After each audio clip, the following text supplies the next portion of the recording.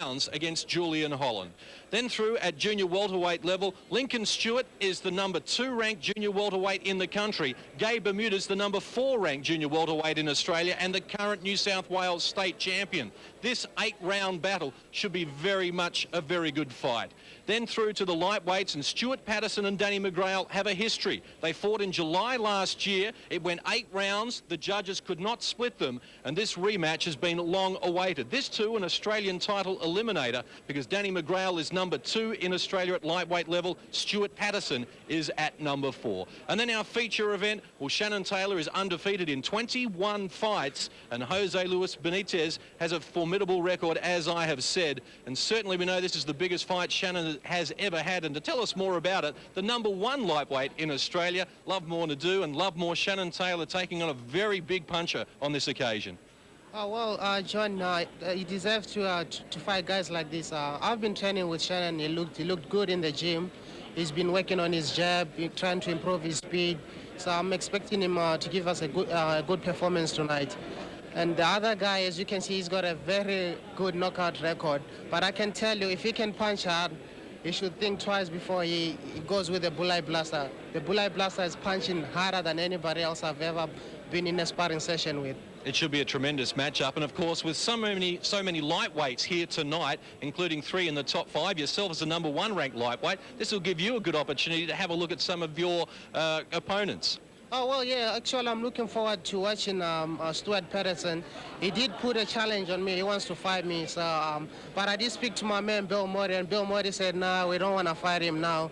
But I would love to give him a chance and fight him and prove to him I'm the best lightweight. So I'll be watching these lightweights tonight. Certainly should be a great night here on Fox. I know Shannan's a little bit edgy before this fight. We saw him come into the gym here previously, and he was spent some time in the ring just moving around, as you can see. I haven't seen him do this before. What is his mindset at the moment? How is he feeling? I can tell you this guy is looking forward to this fight. Man, this guy's got a lot going on in his mind. He's expecting a baby somewhere very soon, and he knows he's going to have to start thinking, working hard for his family. He knows he's going to be a family man soon, so you just have to work hard and win. That's what he's got in his mind. So it should be a tremendous night. We trust you can stay with us here on Fox. We'll be underway right after this.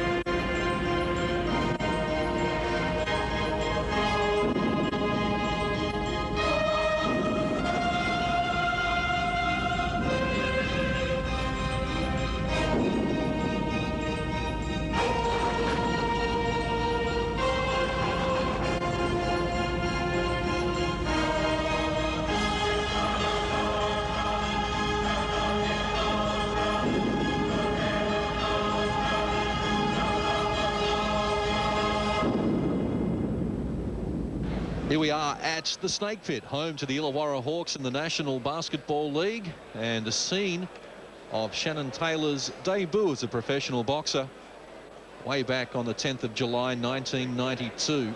He took 2 rounds to dispose of Daryl Hiles, and since then remains undefeated, and currently with a record of 20 wins and 1 draw. First event, though, coming up here on Fox Sports, we're going to see the 19-year-old Wade Clout in against Tim Banjo Grosvenor.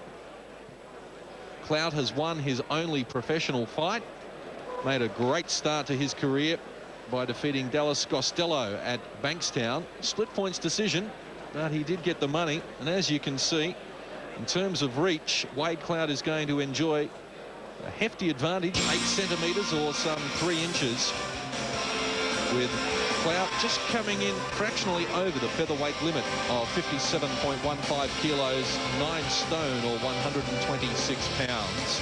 Clout coming in at 129, marginally over. Should be an entertaining affair.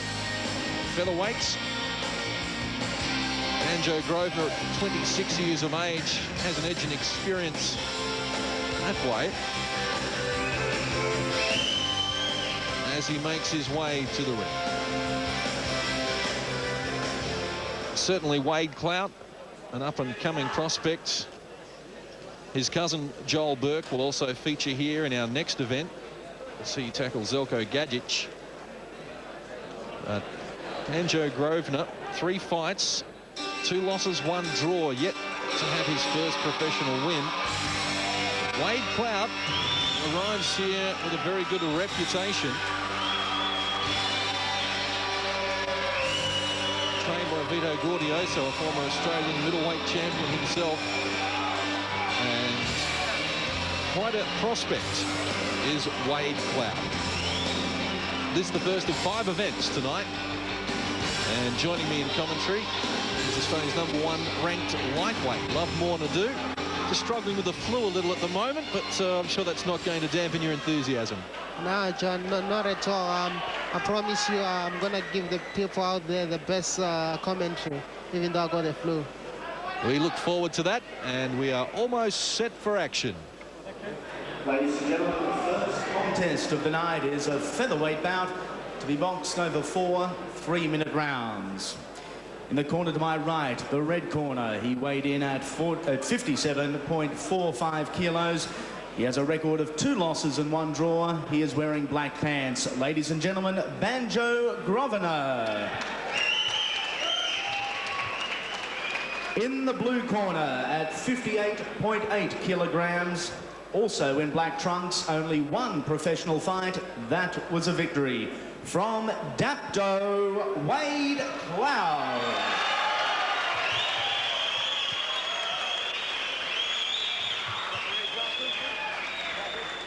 The referee for the first bout is John Cucci. The judges at ringside, Gary Dean, Bernie McMahon and Don Marks. Okay, boys, come on. Just push it down, mate. Push it down there. I want a good clean fight. No punches behind the head, no punches below the belt. When I say step back, break, or stop, you must do that, you understand? In case of a knockdown, standing boxer, go to the neutral corner, the one I point at. Stay there until I say so. Protect yourself at all times. Shake hands, and let's get it on, boys, okay? Final instruction from John Cucci. Set for action here. The featherweight's over 4 rounds. Just pull it down. Banjo Grosvenor push that had 2 down. fights in '96. Lost 1, a technical draw in the other. And then fought on March 13 this year. Went 6 rounds with Steve Hughes. He has a lot more ring experience than Wade Clout. But Clout, according to good judges, is quite a Seconds prospect. down. Almost set for action here.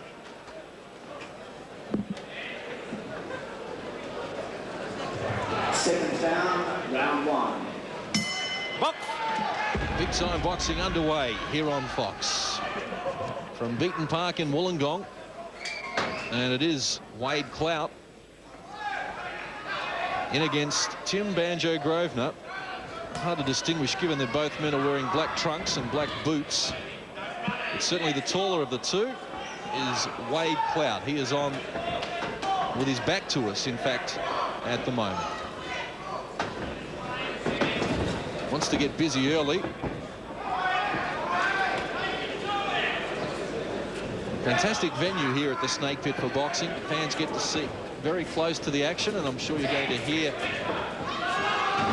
their advice throughout the evening.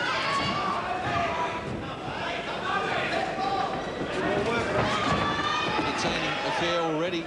Love more. It's not taking any time to sort one another out. Stop back. When I say back, come on. Stop back. You're great. You understand already. Come on. I think so far Wade is doing well. He's putting the pressure, even though he's not throwing a lot of punches. He's jabbing. He's the one who's jabbing more. I've actually seen Wade fight before. I remember the fight when he fought Dallas Costello.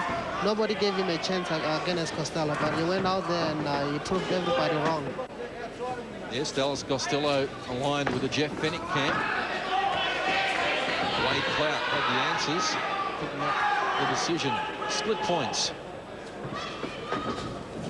That was at Bankstown back in February. Wade Clout looking to make it 2 on end. Tim Banjo Grosvenor looking to snare his first victory as a professional. Clout was a very good amateur, won 26 of some 30 fights. Now looking to make his mark in the professional ranks. getting willing here as we count down the final 60 seconds of the opening round. And what a tremendous history Australia has in the featherweights.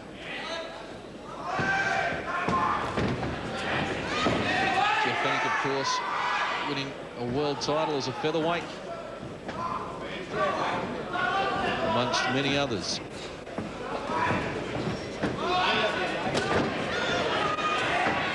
Johnny Famishon, not too bad in that category either. This has been an entertaining opening round. Both men willing.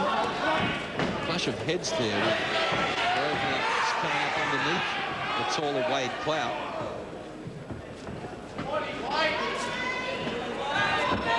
Clout is doing well so far, but he just needs to throw more punches. So I think his lack of experience is working against him there, but I'm sure he's going to improve as each round progresses here. A little bit more work. Randy, right, step back with the right hand. It's on every time, all right? It's on every time, okay? It's on every time, all right? It's on every time. Step back with the right hand, back with the left hook, so the left hook coming shorter. You're trying to wrestle with him a bit there, and getting shuffle up to him, make him go back, because he don't like going back. He's only in control when he's coming forward. Yep. Right, you won that round, all right? Yep. Okay, we've got to do a bit more work, though, to keep it going. He's going to come out firing a bit more this round. He knows he lost that round. No, he doesn't. Come out a bit harder, all right? Okay, relax, keep your chin tucked in. Left, straight left of the body, right end of the head will work. Right end of the body, back with that left hook. Okay, step around to your right and back off your right foot, back to your right this round. Okay, you got them three? Left foot, body, right. Yep. Okay. Right hook. Then your right hand, but on your left foot. All right? Good advice coming there from that corner, John, but I don't believe he won the round. I'm sure our judges have a top on the score, but right hand. Banjo Grosvenor is down on the end of a big right hand and in some trouble here in round number 2.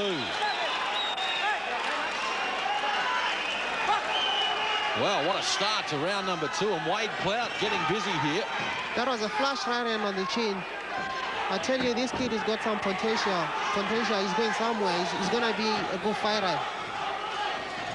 Another right hand was a scoring punch on the forehead of Banjo Grosvenor, who's still a little unsteady on his feet, although he's showing lots of courage here.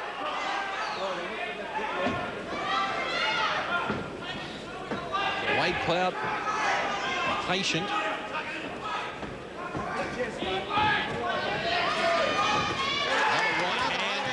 Banjo Grosvenor turns his back on Wade Clout, and referee John Couchy applies a standing 8 count.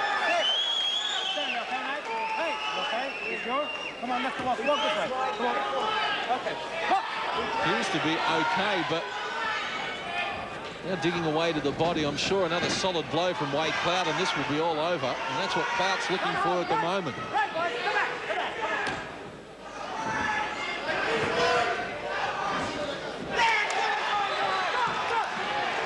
The fight is over.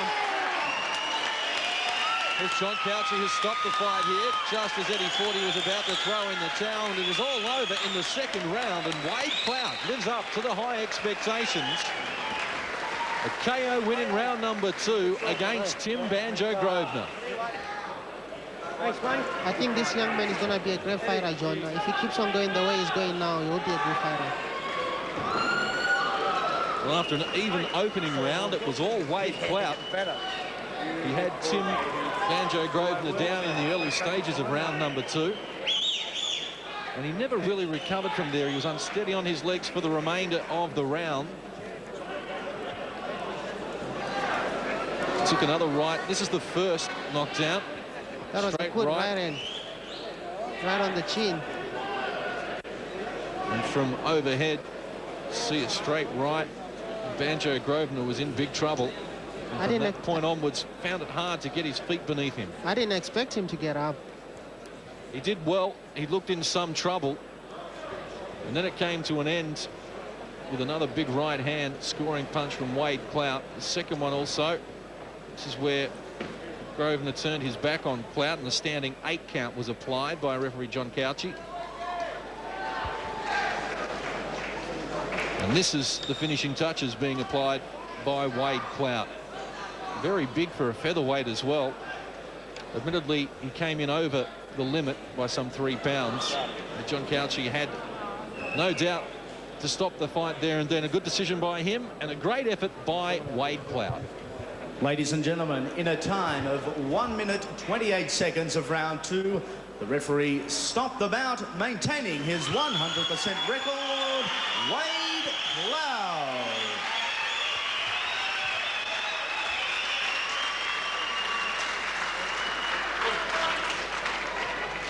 In terms of featherweights, I've mentioned some of Australia's best. Well, this is the current best in this country, Mick O'Malley, who recently won the title from Selwyn Curry at the head of the rankings. And that draw that you see on his log came against Selwyn Curry. I saw that fight, and Mick O'Malley was desperately unlucky to have that. He should have an unblemished record, but he is Australia's featherweight champ at the moment. And there are some quality names there. Selwyn Curry, Tony Weeby, Ricky Rayner, Arnold Baratilio, who still holds an Intercontinental title, and Nadal Hussein, undefeated in 8 fights. So the featherweight's looking good here in Australia, and we're looking good at Beaton Park. More on Big Time Boxing right after this.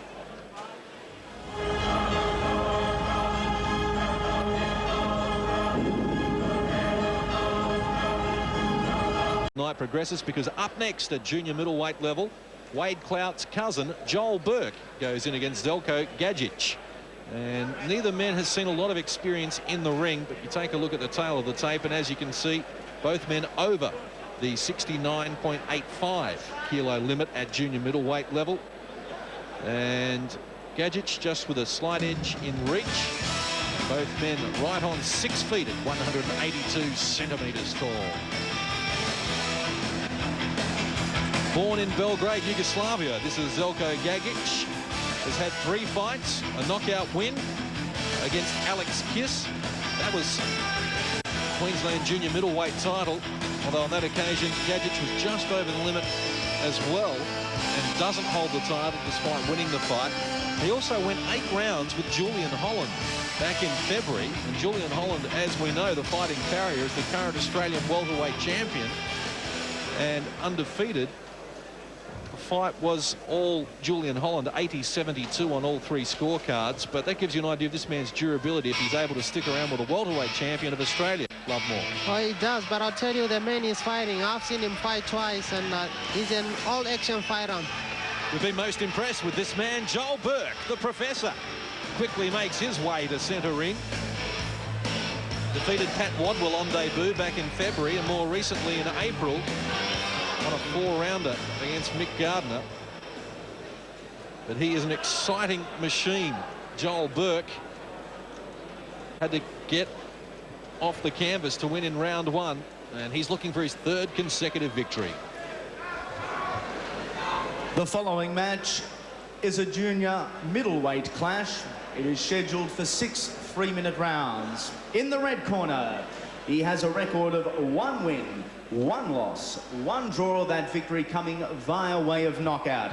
He is in the black and white trunks, weighing in at 71.25 kilograms, Zeljko Gajic.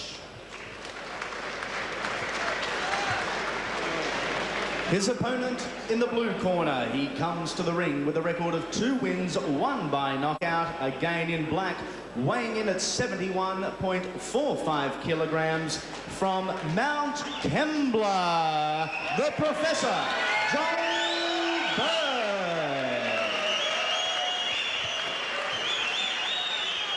The 3rd man in the ring will once again be John Cauchi. The judges at ringside, Gary Dean, Bernie McMahon and Don Marks. Now you both know the rules. You want a good clean fight, no punches behind the head, no punches below the belt. When I say step back, break or stop, you do that, you understand? In case of a knockdown, standing boxer should go to reach your corner, the one I pointed. Protect yourself at all times. Shake hands, let's get it on, boys, okay? Both men look more than ready for the contest. Joel Bourke and Zeljko Gajic.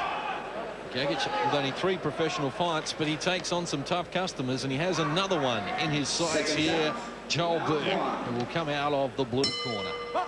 Scheduled for 6 rounds at junior middleweight level, 11 stone in the old language, and it will be Joel Bourke the bolder of the two, given that both men are again in black trunks. And more appropriately, Zeljko Gajic, southpaw, may be able to distinguish a little easier for you. Bourke just looking to referee John Couchy there, thought that Gajic was coming in a little clumsily with the head. I'm expecting an all-action fight. You know, with jaw back, if you fight him, you have to be fit because he puts on a lot of pressure. Gajic, the southpaw, certainly is durable.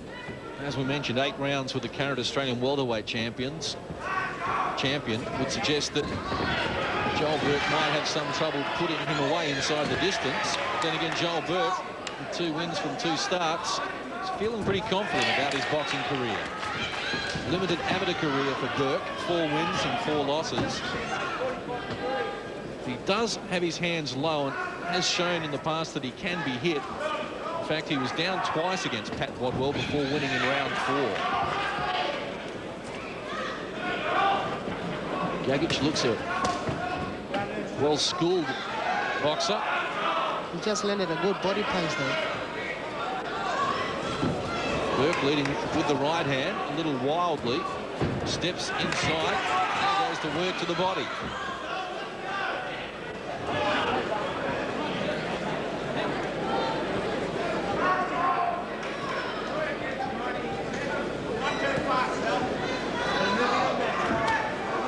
Scoring punches again from Gajic.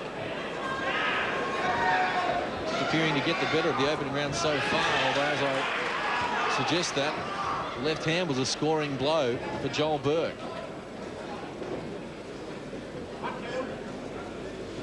Bourke works to the body and now switches his attack.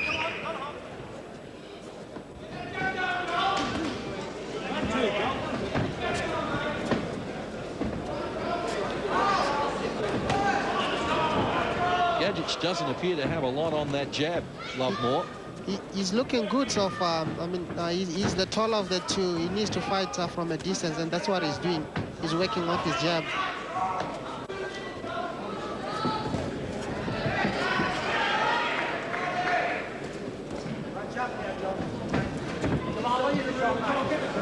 Scheduled for 6 rounds, closing stages of the first between Joel Bourke and Zeljko Gajic.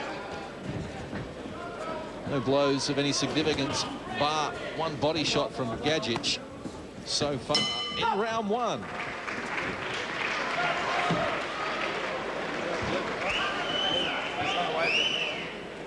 Somewhat restless Shannan Taylor has plonked himself down alongside me here at the commentary position.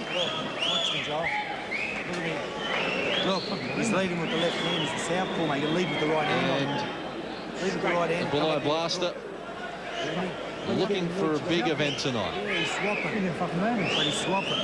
Start leading with your right hand, but you've got to get him reach before you can do it, mate. Straight line with the right hand. Straight line, left hook. Joel, listen, mate. You're letting him run away with this. That first round was his. Not because he can't urchin this bloke. Head back. But when you get him reach, you've got to punch up, mate. You've been practicing it in the gym. Do it. Right, do you hear me? I want you to do it this round. As soon as you get him reach, punch up. Round 2. Joel Bourke just expressing some frustration at the difficult style Zeljko Gajic is presenting to him. Gajic switch hitting. For the moment, he starts round 2 in the southpaw stance with his back to us. Joel Bourke, black with white piping, undefeated in 2 fights. And getting busy here at the start of round number 2. Right, boy, step back. Come on. Step back. Okay.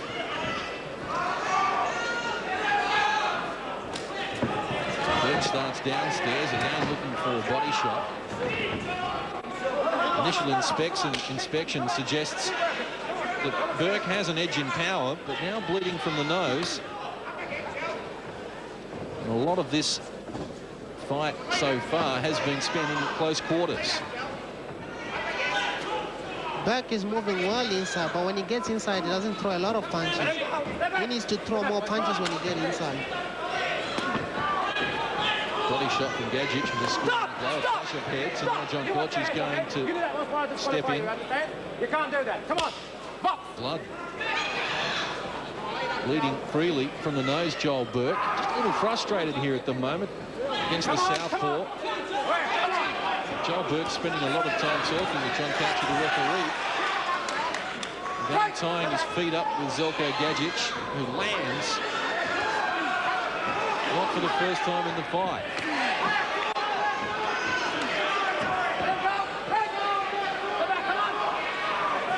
Bourke distracted, just looking outside the ring momentarily. Now he's down. Flash knockdown. And Joel Bourke, not for the first time in his career, is down here in round number 2. Yeah, we've seen him get knocked down before, and he came back and won the fight. That was on debut against Pat Wadwell back in February.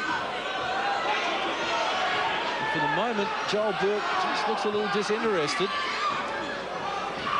I think Gajic is a bit too smart for him. Now Bourke fires back, trying to land the bigger shots.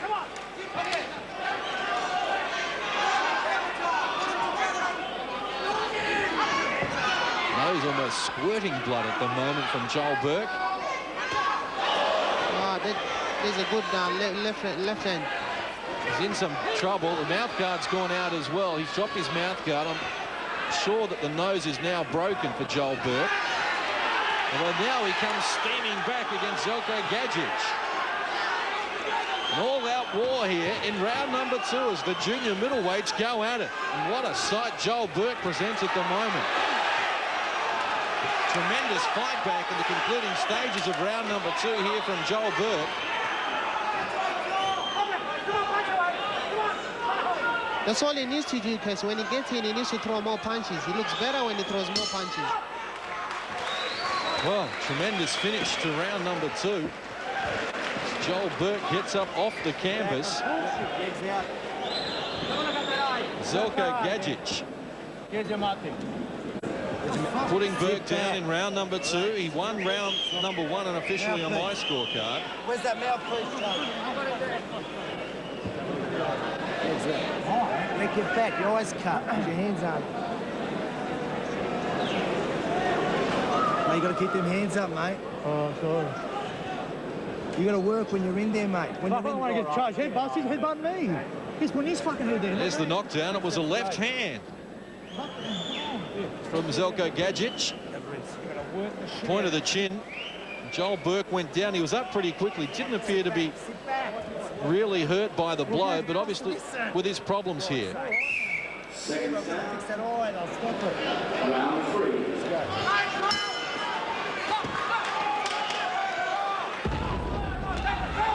Joel Bourke on the right of screen, Zeljko Gajic on the left. They were ready to start before anyone else. Still a stool inside the ring. John Couch, the referee, attends to that, and we are underway. With Gajic having won the opening 2 rounds, at least unofficially on my scorecard at ringside. Now Joel Bourke with his tongue out, trying to taunt Gajic.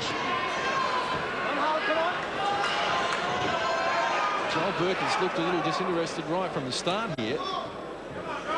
Doesn't like the southpaw stance of Gajic.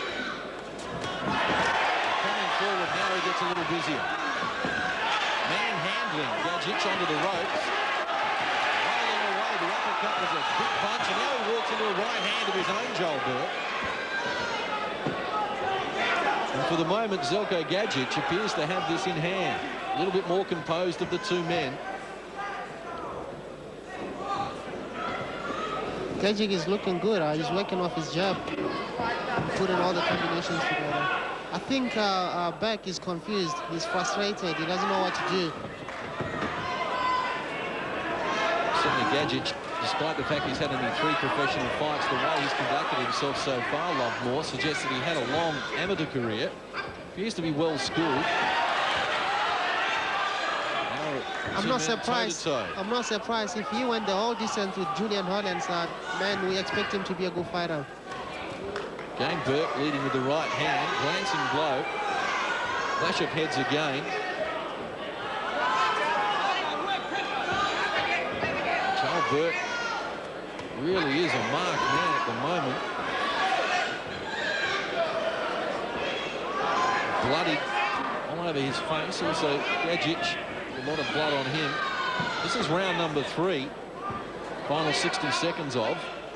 Closing in on the halfway stage of the fight. And for mine, that's where Joel Bourke needs to have his hands all the time, a little higher than where he carries them. John Couchy asking the men to get a little more steam up. Bourke for the moment caught the right hand there. Gajic is having the better of these exchanges.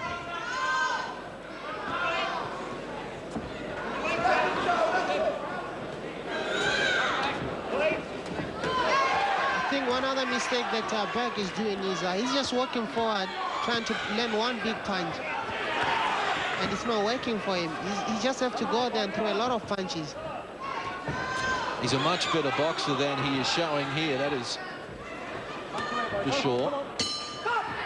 Right at the end of round number 3, Zeljko Gajic on top again. Appears just to have a slight edge. Zeljko Gajic against Joel Bourke, undefeated in 2 fights. Just shut up. It's feeling good, yeah. Is it broken, dog? No. Sit back and relax. Vessel in the eyes, mate. Get this tool out quickly, all right? Have a rinse. Have a rinse. Have a rinse. You work the eyes. You work the eyes. Sit back. Some of the better action from round number 3.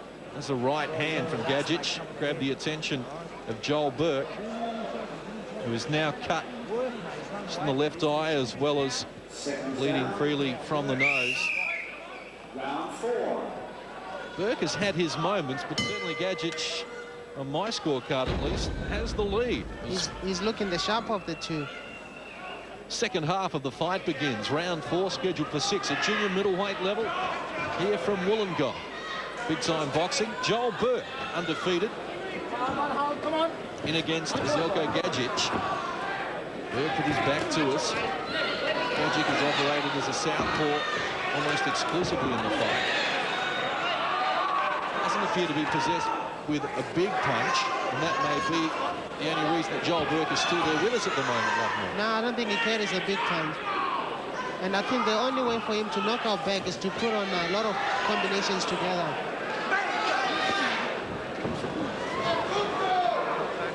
Bourke, for the moment, just doesn't appear to have his game face on. His mind has been wandering. He's been trying some tricks, poking out his tongue, acknowledging people in the crowd. He's already been down once, back in the second round. He's been bleeding from the nose since then. Gajic has put on a workmanlike performance. You see what I was talking about, Casey? When Bourke gets in, he doesn't throw punches.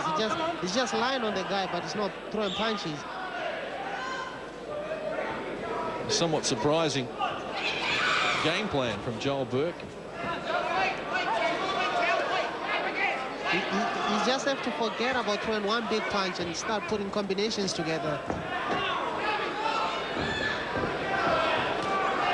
Body shot from Gajic was a scoring blow as well. And again, Bourke just looking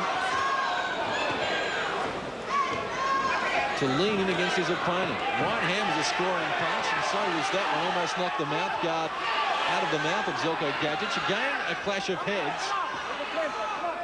Gajic does not appear to be appreciating the contact between Joel Bourke's head and his own. Less than a minute left here, round number 4. Bourke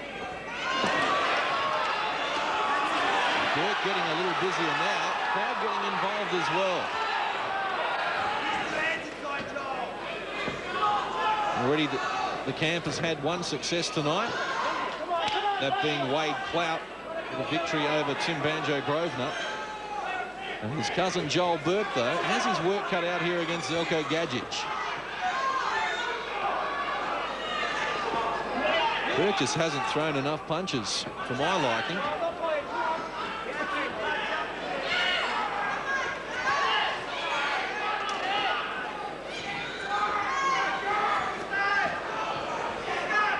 And again, 2 men in at close quarters.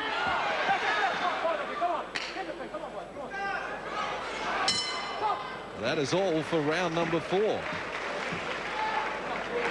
Next up, Lincoln Stewart goes in against Gabe Bermudez. Lincoln Stewart, considered by some the best pound-for-pound boxer in the state of Victoria. As you see, his record is most impressive.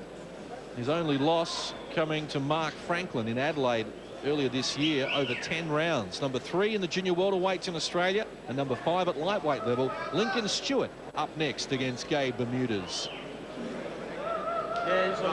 As you can see, Zeljko Gajic needing some treatment as well for his eyes. Some of the action from round number 4. Joel Bourke has been smothered in blood since round 2. But he hasn't done enough to suggest he's in front in this fight. In fact, I have him 3 points behind Zeljko Gajic as we move into round number 5.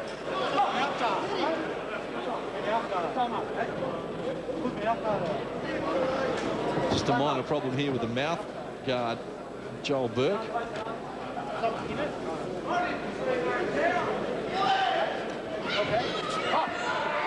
Now we're set to get underway. Scheduled for 6. The junior middleweights have gone 4 so far. Zeljko Gajic has had the better of it, although Joel Bourke getting a little busier here in round number 5. Bank is looking good now. That's all he needs to do. Throw those combinations. It looks good when he does that. He's been troubled by the southpaw stance of Zeljko Gajic for most of the fight. The heads are getting dangerously close. Both of you, watch your heads. I'm not going to say this again. Both of you. You understand? Come on, box. Good instructions from John Cauchi. Doing a good job refereeing this fight because it has not been easy for him. Gajic has certainly thrown the quantity of punches and probably the quality as well. Always is feeling his way around the ring with that right jab. Doesn't appear to be a lot of power involved, although he did have Bourke down on the end of a left hand in round number 2.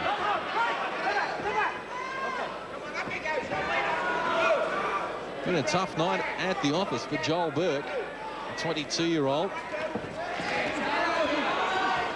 Doubling up with a left hand. Gajic not scoring punches after the exchange was initiated by Joel Bourke. Gain still just loading up for that one big right hand, I think, Lovemore, and it's to his detriment. He's looking for the one big punch, and I don't think he's going to land that big punch. I think Gajic has got a style that's frustrating him. But anyway, we know it is styles that make a fight. Bourke drops his hands, and that involves Zeljko Gajic in, and ow! We're starting to warm up here. And Joel Bourke talking to referee John Cauchi, just reminding him to protect himself at all times.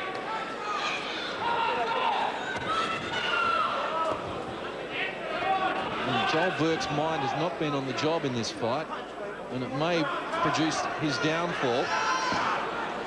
He is looking at his first professional loss here. Again, showboating against Zeljko Gajic. Certainly has been the more professional of the two in this junior middleweight clash. Not a lot behind those punches of Gajic at the moment. Maybe getting a little tired. It's been an untidy affair. There's a big right hand that Bourke's been loading up for a few rounds now and still unable to find the target. There might be something wrong with Joel Bourke. Maybe overtrained, you don't know. Sometimes fighters tend to overtrain, and then it works against them in the fight.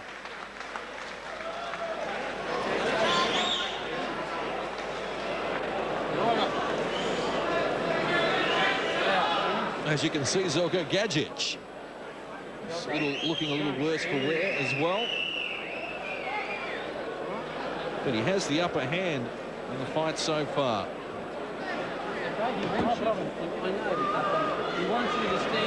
Joel Bourke again looking at the referee when he should be concentrating on his opponent. And there is Anthony Mundine down here to support Shannan Taylor.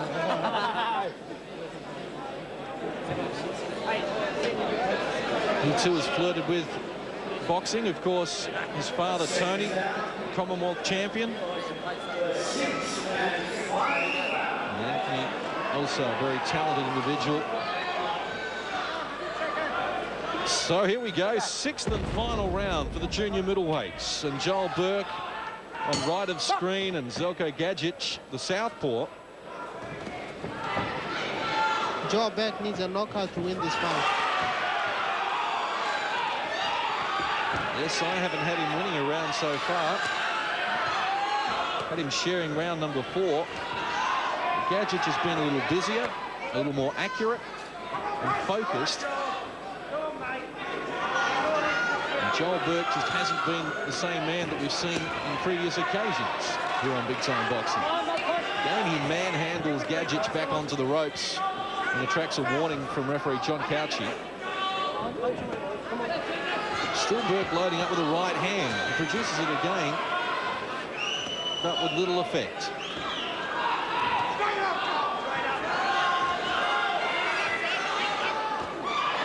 Good shots on that occasion from Gajic. Grabbed the attention of Joel Bourke.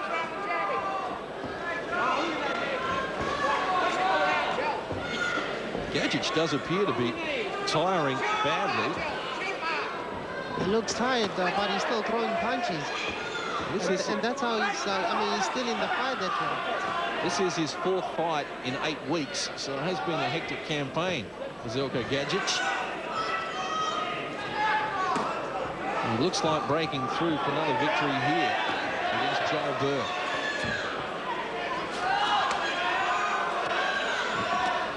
Middle stages of the 6th and final round. Bourke needing a knockdown to win, but already has a knockout victory on his record. I see he's trying to put some combinations together now. He should have done that from the first round.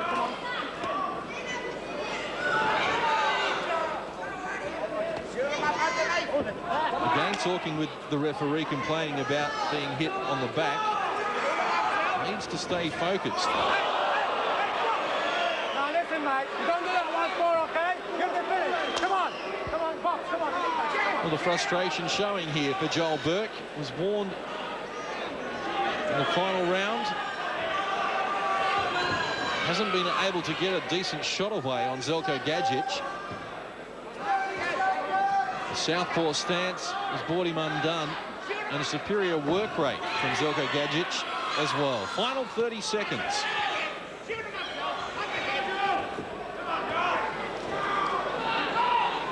In the close quarters, Gajic again throwing leather, and Joel Bourke needing to get a little more animated. Again talking with the referee. Looking a little worse for wear, to say the least, is Joel Bourke. Right at the end, the left hand from Zeljko Gajic was a scoring blow. And that draws the applause from the crowd. A brave performance on that occasion by Joel Bourke after being down in the 2nd round. But on our scorecards here at ringside, it is looking as though Zeljko Gajic is going to come up with the goods. How did you score it, Lovemore? I scored it 60-54 to Zeljko Gajic. I think he's won every round. And I have 60-56. I had him sharing round number 4 with Joel Bourke, but he won the rest of the round. I don't think there's going to be too much for the judges to worry about here. Should be a straightforward decision, and it won't be long before Gary Dean, Bernie McMahon and Don Marks have tallied their cards.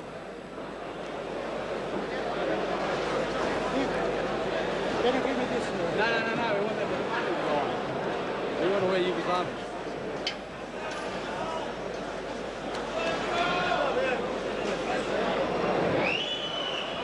Entertaining fight. 2nd of 5 on the card here. Big Time Boxing on Fox Sports. And almost set for the decision. Ladies and gentlemen, we have a unanimous decision. Judge Don Marks scores the bout 59-56. Judge Bernie McMahon scores the bout 60-54. And Judge Gary Dean also scores the bout 60-55.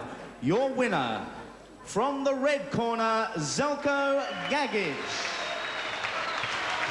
Well, as we suspected, and I'm sure our viewers on Fox Sports may have been able to come up with that decision as well. Clear cut. Zeljko Gajic gets the decision by 5 points, 6 points, and 3 points. And junior middleweights in Australia at the moment, Kevin Kelly is the Australian champion, along with the Commonwealth and PABA titles to his credit. Troy Waters, Leo Young, Ernie Artango. Sam Solomon, the former Australian cruiserweight champion, is in at number 4. And Lim Jecker, who is going to challenge for an Australian title in an upcoming bout under the Keith Ellis banner, I should say, undefeated in 10 fights, with 4 of those by way of KO. So that is how the junior middleweights stand at the moment. And let's see who Andy Raymond may have tracked down. I can tell you who I have tracked down. John Casey, a bloke a little bigger than I. You may remember him from the Gladiators as Vulcan. How you doing, John? Yeah, good, AJ. How you doing? I'm doing very well. What a fight we've just seen. Man, I am really excited. You know how much I love boxing. You know, the first 2 matches we've had, fantastic. I mean, the guys are so fit. I mean, I was actually tired just watching them. The last match was fantastic, and I really enjoy that. You're a huge boxing fan, as you said. I bet you can't wait to see Shannan Taylor, who's one of your favourites out here. Yeah, actually, I saw Shannan, I think about a year ago, and I promised him I'm going to come down and watch him fight, you know, because I don't live far from here. And then, you know, it's been a year. I mean, a year later, and I'm here, so I'm just going to come watch him fight.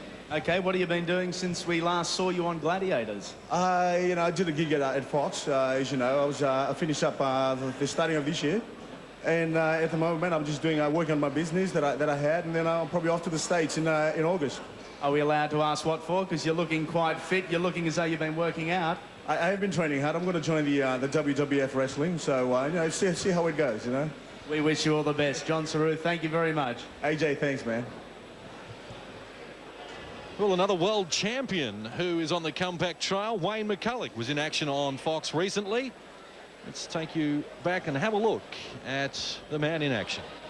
Wayne McCulloch, pound for pound, one of the world's most exciting fighters. The 1992 silver medalist from Belfast, with a rapid-fire style, became the world bantamweight champ after only 17 fights.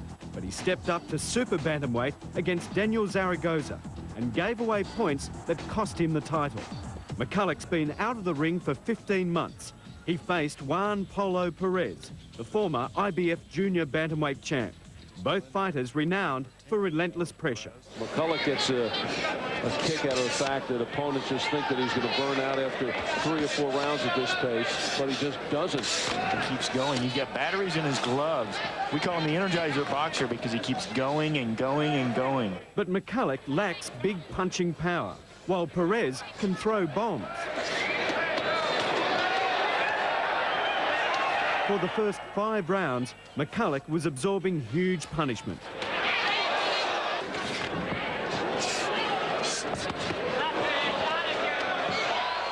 But by the 6th, the Mexican was running out of steam, the Irishman just warming up. Wondering, you know, when he'll slow down, and then I'll move in, I'll get him once he slows down, because shots aren't really hurting me now, and he'll slow down in the last half of the fight, but it just doesn't happen. Even by the 10th, McCulloch was fast, accurate, non-stop, but so was Perez. Wayne McCulloch. And Polo Perez coming on. Scores with that left, bombing away again. McCulloch taking every shot. It was a split decision. McCulloch just scraping home. Wayne, the pocket rocket, McCulloch.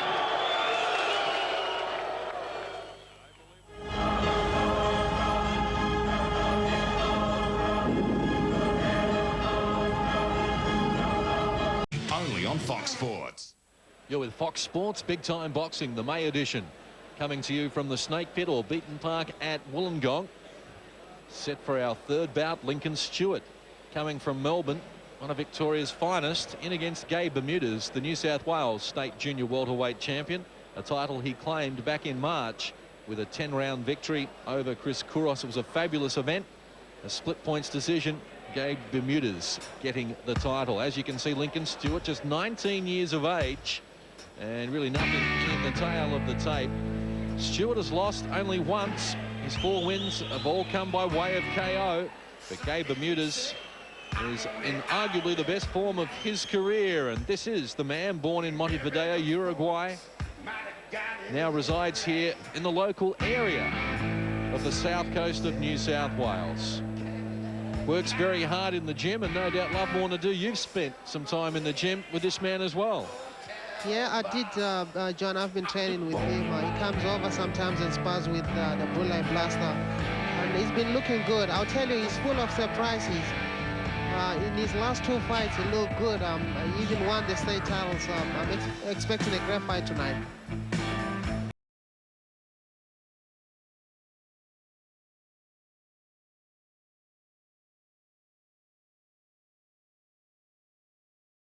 He is prepared to take anyone on. In fact, he made his debut back in July 1992, and he decided that Alwyn Duke would be the man. At that stage, Duke had already fought for an Australian title. That went 4 rounds. They were unable to split the 2. And this is Lincoln Stewart, a young man from Victoria, 4-1, the number 3 junior welterweight in the country, number 5 lightweight in Australia. Is he the best pound-for-pound boxer in Victoria at the moment? Well, we're going to find out. His only loss coming against Mark Franklin in Adelaide in January. Franklin ranked at number 2 in the Australian junior welterweight rankings at the moment. So effectively, this is an Australian title eliminator between Lincoln Stewart and Gabe Bermudez. Ladies and gentlemen, the following bout is at junior welterweight division to be boxed in 8 3-minute rounds. In the red corner, weighing at 62.95 kilograms, he is wearing black trunks. His record reads 6 wins, 7 losses, 3 draws. He is from Thirroul. He is the New South Wales junior welterweight champion, Gabe Bermudez.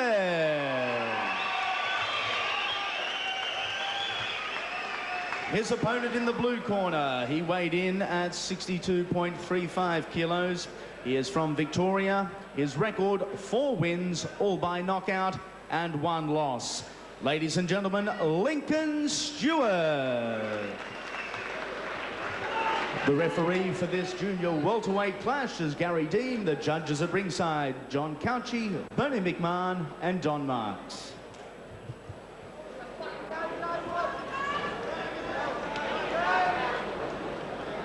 Fellas, this is a nice clean fight. Now listen, if I call break, I want you to step back and break nice and clean. You understand? Keep your heads out of the way. Listen to my instructions at all time.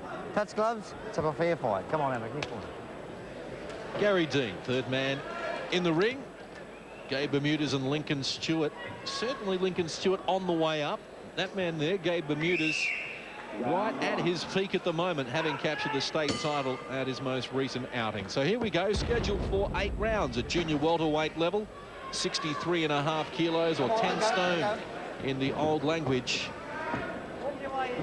Junior welterweight ranks in Australia at the moment very solid. Expect these 2 men to get busy early. Lincoln Stewart is all action. Lights coming forward. And that will suit Gabe Bermudez. Again, both men in black trunks. Gabe actually looks the bigger of the 2.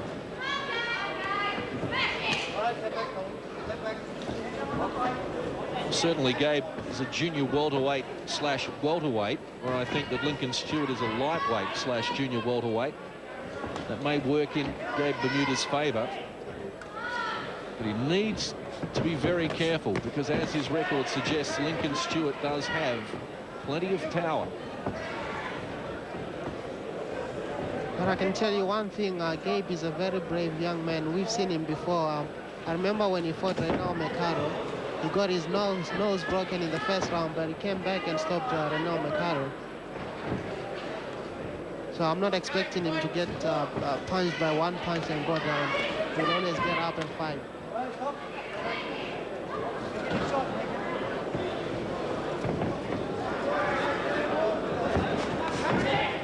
Bermudez coming forward, certainly looks very confident, and no doubt that has been helped by his state title victory.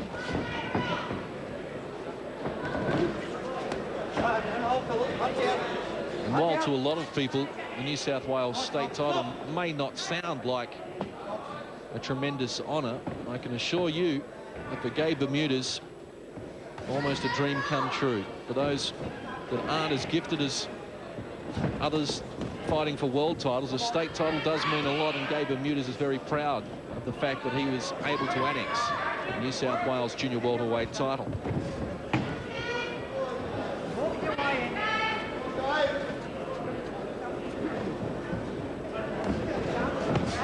Right hand from Bermudez is a scoring punch. Now a tangle on the ropes. Gary Dean steps in, separates the two. As we count down the final 30 seconds of round number 1. Stewart just slipping. Again, the two tangle.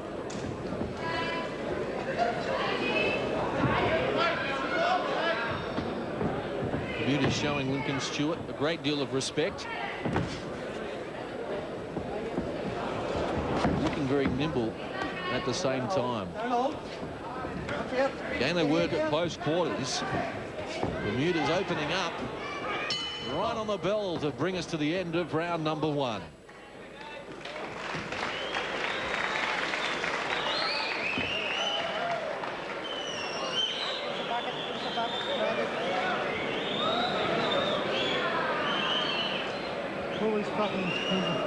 What's wrong? What's the problem?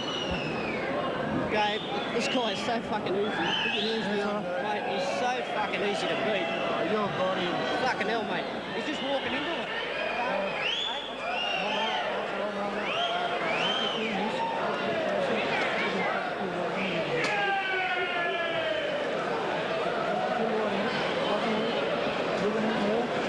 Nice, relax. Listen to your trainer.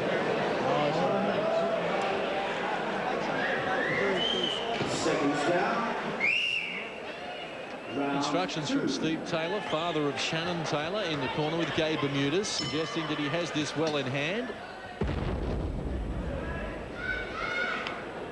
Let's see what happens in round number 2. Gabe Bermudez with his back to us. Lincoln Stewart with the red hair. 4-1 with 4 KOs. An Australian title eliminator between these two. Slapping right hand from Lincoln Stewart just to the temple of Gabe Bermudez. Here's Stewart has just picked up the tempo a little here in term number 2. I overheard Gabe Bermudez telling Steve Taylor that he was just warming up. I think that is what Lincoln Stewart has on his mind as well.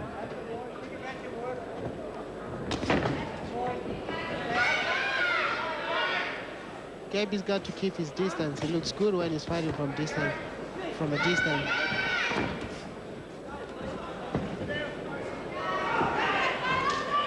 Certainly the tail of the tape suggests that there isn't a lot in the reach difference, but here at ringside you get the impression that range will suit Bermudez more so than Lincoln Stewart. Leading with the right hand, scoring blow, just glancing off the forehead of Lincoln Stewart. Now Bermudez slaps away to the rib cage as well. Again, as we saw in our previous fight, lots of infighting going on here.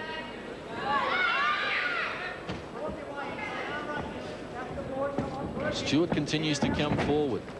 Hands up when you're there.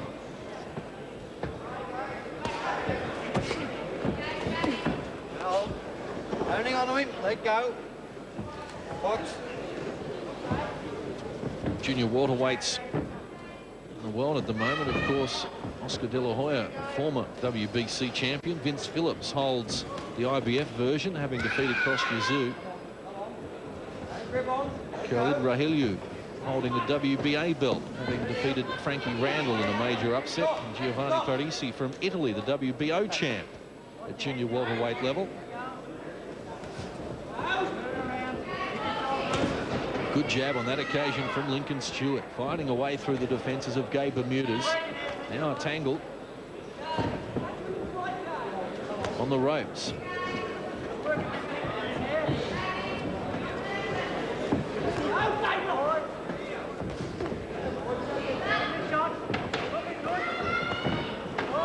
Stewart finding a way through the defences of Gabe Bermudez.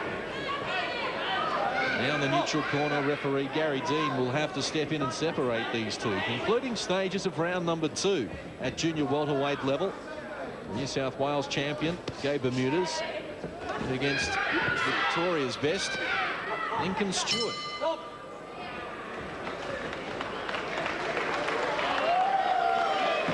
Coming up next, Stuart Patterson will be in action. We have seen him on Fox Sports many times, and as you can see by his record of 10 wins and just 1 loss and 1 draw, he comes highly recommended. Nick Canavan, his trainer, just putting the finishing touches on there. Number 4 in the lightweight rankings in Australia. And he is going in against Danny McGrail. Coming up next here on Big Time Boxing. At the moment, Lincoln Stewart and Gabe Bermudez at junior welterweight level. 2 of the 8 rounds complete. Love more to do. Scoring the fight very similar to the way that I have seen it. Hard to split these two at the moment, Lovemore. Yeah, so far I got the fight even now, John. Gary Dean, the referee, brings the 2 men together. Round number 3, Big Time Boxing tonight, coming to you from Wollongong. Shannan Taylor, our feature event, coming up against the hard-hitting Mexican Jose Luis Benitez.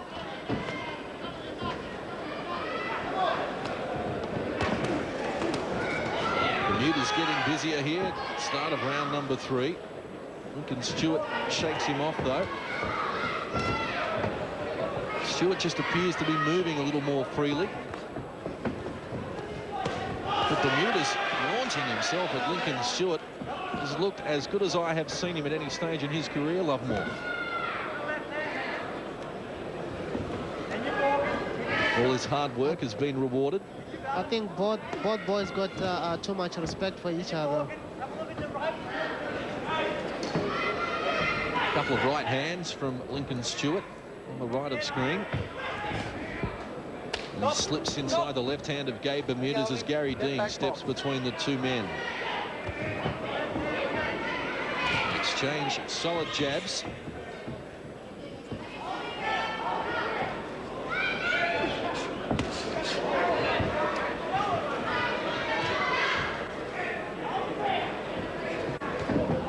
Right hand lead from Lincoln Stewart, just off the mark. Again leading with the right hand, doubling up with the jab.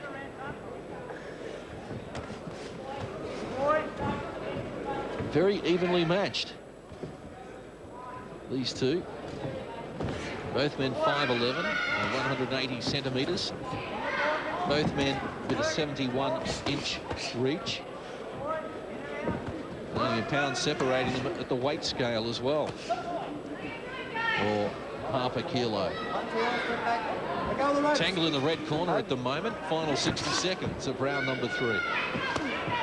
Working to the body. Good shot from Lincoln Stewart. He's looking the better of the 2 now because he's putting some more combinations together. Gabe Bermudez trying hard here to get an angle on Lincoln Stewart. Now again, Gary Dean needs to step between them.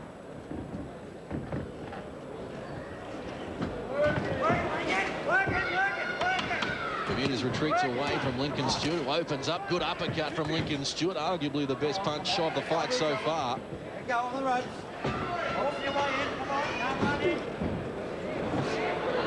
Lincoln Stewart just slipping there in his blue corner, perhaps some moisture on the canvas. Again, a tangle on the ropes. Punch out, get it down. Let go, Gabe. Now Bermudez trying to open up and just missing with the right cross as we come to the end of round number 3.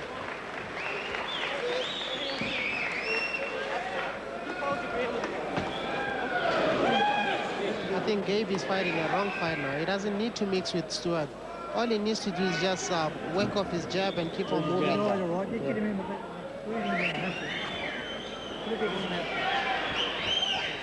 Good exchange there in round number 3. Initiated by the uppercut from Lincoln Stewart, but Gabe Bermudez is giving as good as he's getting at the moment.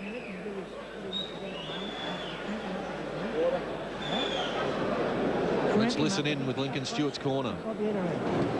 If you grab the idea, just let him run around. Don't fucking force yourself with him. Let him fucking hold you. Ride with him, you know what I mean? I want you to try and clean out a bit. Seconds down. Pressure now. Round 4. Junior welterweight scheduled for 8 rounds. Round 4 underway. Gabe Bermudez on the right of your screen. Now with his back to us, in against Lincoln Stewart. State of origin battle. Certainly that is appropriate at this time of year. New South Wales against Victoria on this occasion, however.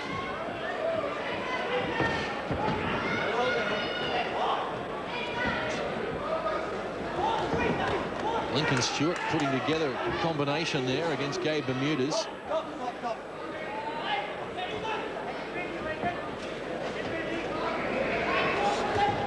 Now Bermudez comes forward across the ring.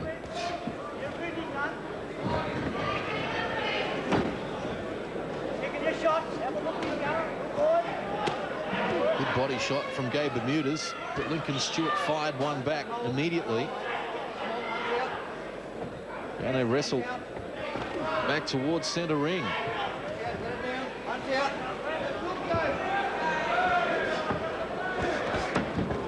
Gary Dean was almost in danger of being on the end of a big left hand there as well from Gabe Bermudez. Come on, let him go. All right, stop. Step back. The fight is turning into a bit of a wrestling mania now. Yes, well, certainly Joel Bourke and Zeljko Gajic spent a lot of time dancing and wrestling around the ring, and Lincoln Stewart and Gabe Bermudez doing likewise here in our junior welterweight battle. And Stewart chases Bermudez across the ring, and he's in some trouble. Gabe Bermudez is down. Excellent work from Lincoln Stewart. Combination had Bermudez down here in round number 4.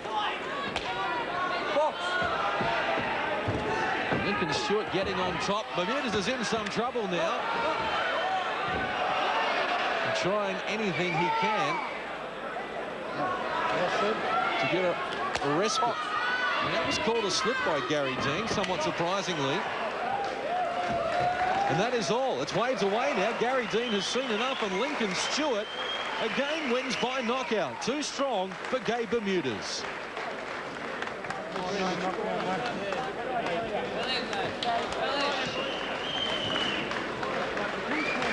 Well, somewhat surprising end to the fight. Lincoln Stewart just needed a couple of rounds to get going. Got on top in round number 3. He finishes it here in round number 4. Left hand started it, but really left and right combination blows from Lincoln Stewart that put Bermudez down for the first time. I believe the second knockdown was actually adjudged a slip by Gary Dean. That's the first knockdown with Bermudez almost sprawling between the ropes. And straight away, he didn't give the impression there was much left in the tank, Lovemore. No, I didn't expect him to get up in there when he got knocked down in the first place. I'll tell you what, I had him fight. I thought he was doing well in the first 2 rounds, and then he started fighting the wrong fight when he started meeting with Stewart, and that suits Stewart well. And Lincoln Stewart, very confident, very happy with the result. Lifts his record now to 5 wins from 6 starts with 5 knockouts. So certainly very promising young boxer is Lincoln Stewart. Ladies and gentlemen, in a time of 2 minutes 15 into the 4th round, the referee stops the contest. Your winner, Lincoln Stewart.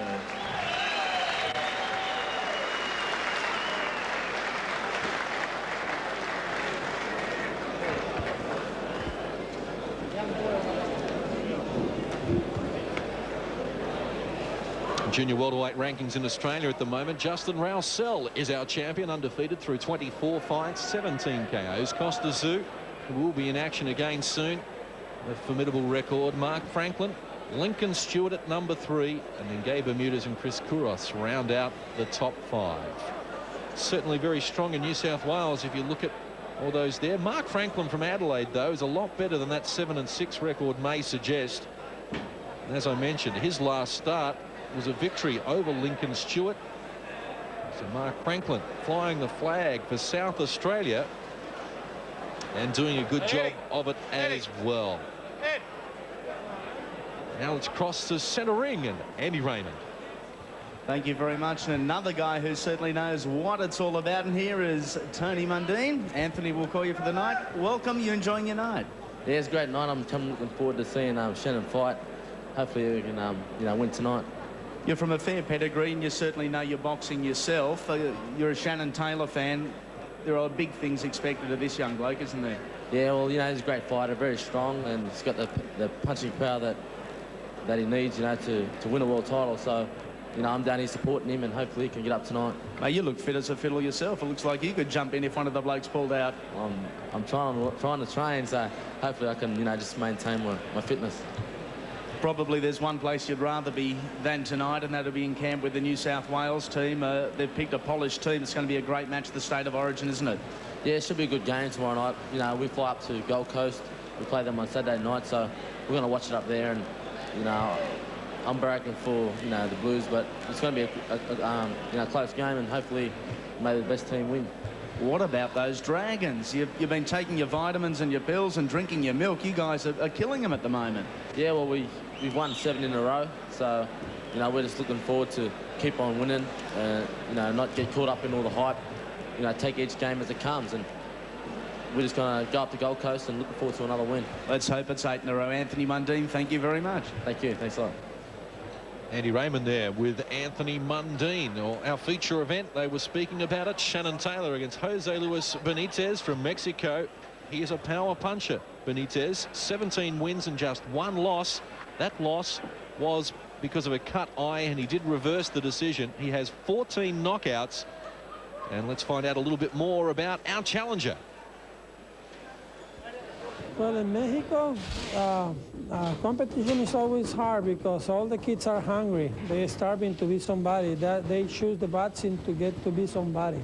There's not too many choices in Mexico. Jose, he can box and then he can punch. He's a good puncher. But most of the fighters are strong, and that you never get a chance like this very often. So we came here for the opportunity.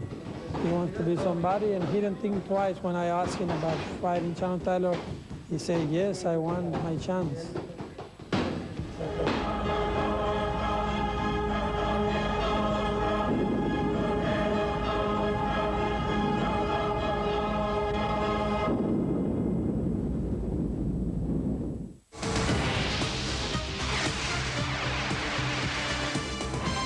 Hello, I'm Anne-Marie. Time in the gym. He even told me he wanted to sleep in the gym like a week before the fight. He is very keen and wanting to do well tonight. But ahead of that, our semi-feature is a lightweight battle between Stuart Patterson and Danny McGrail. These two men met back in July last year. Over 8 rounds, it was a draw, so a lot on offer here. And as you see by the tail of the tape, Patterson slightly taller, although Danny McGrail has a 2-centimetre edge in reach. 62.95 kilos for Patterson, 62.35 for Danny McGrail, just a couple of pounds over the lightweight level of 135 or 61.2 kilos. This is Danny McGrail, the 26-year-old, 7 professional fights, just 1 loss on his record, and that came to the accomplished Stephen Marks back in June '96. Since then, he has had victories over Daryl Hiles, Teofilo Tinakau, and then Stuart Patterson back in July when they drew was his last fight. Hasn't seen ring action since then. He too is a successful businessman with his KO Fightwear business. A fantastic amateur record, 4-time South Australian champion. He was Australian junior welterweight champion back in 1992. And has represented his country with distinction, having fought in London, Canada, Jakarta, Samoa and other places. Now training with Ray Giles on the Gold Coast, and this should be a tremendous battle because Stuart Patterson is arguably one of the most gifted boxers in this country. Terrific mover, and has shown an ability to be consistent and maintain a high level of competition. Last start in February, too good for Mick Shaw, winning in 6 rounds after putting Shaw down in the second. Prior to that, he beat Michael Betros in 7 rounds and is building up quite a formidable record. Stuart Patterson, Danny McGrail, the rematch coming up here on Fox. A lightweight contest awaits us. It will be boxed over 8 3-minute rounds. In the red corner, he weighed in at 62.35 kilograms. He is in purple trunks from Queensland. His record reads 5 wins, 1 loss, 1 draw. Make welcome Danny McGrail. In the blue corner, weighing in at 62.95 kilos, he has black and white trunks. His record 10 wins, 1 loss, 1 draw. Stuart Patterson. The referee in charge of this fixture, Gary Dean. The judges at ringside, John Couchy, Bernie McMahon and Don Marks. All right, buddy. You all right? Yeah, good, mate. Go on, you, mate.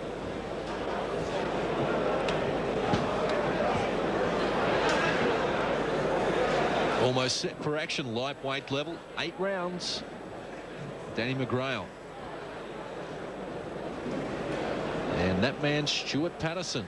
Certainly won't be any trouble determining the trunks on this occasion, Lovemore, because, not surprisingly, we have one boxer in black, that being Stuart Patterson. But Danny McGrail's trunks, well, are a fashion statement. It needs to be said. They actually look good. They fit him well. This is actually one of the fights that I've been waiting for. It should be an all-action fight. Yes, a tremendous battle when they met last July. 8 rounds. Judges unable to split them. Let's see what's going to happen in the rematch. Bye, guys.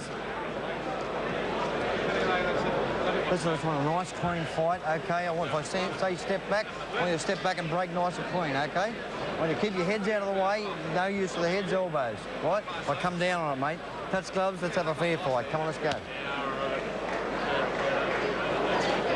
Final instructions from Gary Dean. Danny McGrail, now based in Queensland, up against Stuart Patterson from Victoria. Scheduled for 8 rounds at lightweight level. The rematch is on. Stuart Patterson, black trunks, Mr. Perpetual Motion. He'll be very animated in the ring. But Danny McGrail also likes to be busy. Both look very big for lightweights, Lovemore. 61 kilos, these men. They are big, John. They look too big for lightweight. I'm just looking at Stuart Patterson there. He's one guy you can never tell. You can never tell what he's gonna do in the opening round. He's proved me wrong in the last 2 fights.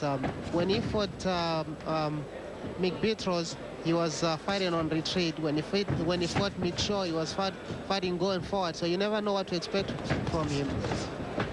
We've just heard about Wayne McCulloch being like the energizer man. And so too is Stuart Patterson. Throws a lot of punches, although he doesn't carry a big punch. No, I'd suggest if he did have a knockout blow, then he may well be Australian champion or further afield. Because his record, 10 wins, 1 loss, 1 draw, but only 1 KO. That was that victory over Betros. Danny McGrail is a formidable opponent. Both men, lightning hand speed. Well schooled. Should be a tremendous battle. Great lead up to our feature event between Shannan Taylor and Jose Luis Benitez.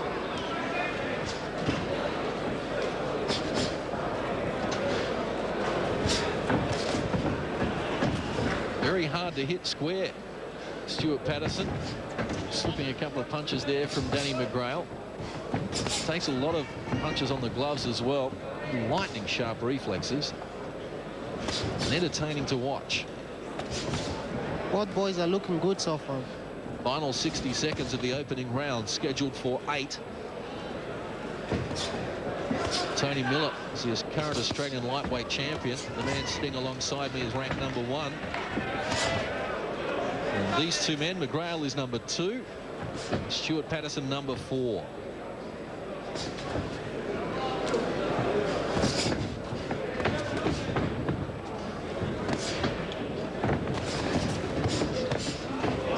Good blows from Danny McGrail, scoring punches, both lefts and rights.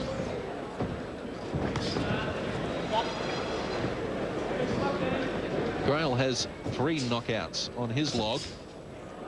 The most recent. Oh, slip, no. 3, 4. Down on the end here. 6, 7. Danny McGrail appears to be okay and marches straight across the ring. Now right on the bell, a slip on that occasion from Stuart Patterson. So an eventful opening to our lightweight battle. Certainly by virtue of the knockdown, Stuart Patterson will get the points. Let's listen with Danny McGrail. Just keep box the way you box them, nice and sharp. Don't get in to try to knock him out. Right? You're a silly, you should never ever even get caught. Right? But that'll happen. That's how just go back to base again. We're going to win the next round. Understand? Right? You know, when he throws that left hook, he'll bend. So watch the uppercut. Understand? Here it is in replay. Straight right hand from Stuart Patterson. That was a good right hand. I think McGrail just ran into it. Round 2. So, second round gets underway. Stuart Patterson in the black trunks with a knockdown over Danny McGrail in the opening round. Takes the points. But certainly Danny McGrail doesn't appear to be troubled by the knockdown at all. Working away to the body of Stuart Patterson, who opens upstairs.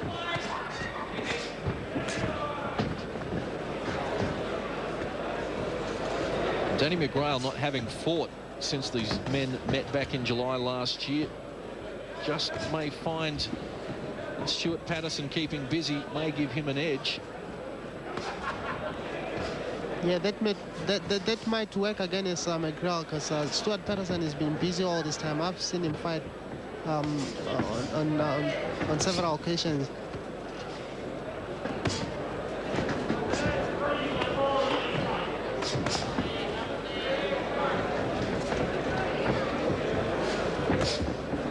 McGrail leading with the right hand, glancing blow on Stuart Patterson. Switching southpaw just momentarily was McGrail.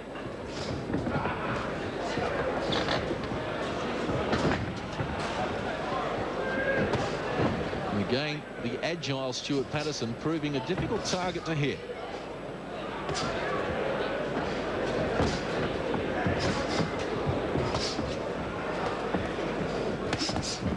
Two left hands, one apiece, both scoring punches.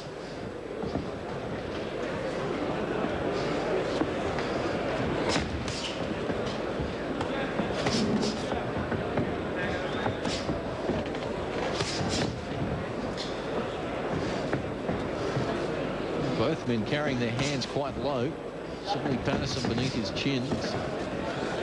And McGrail varying his tactics, sometimes with a peekaboo style, up high, as you just saw. They dropped dangerously low. That is why he was tagged in the opening round with that right hand from Stuart Patterson.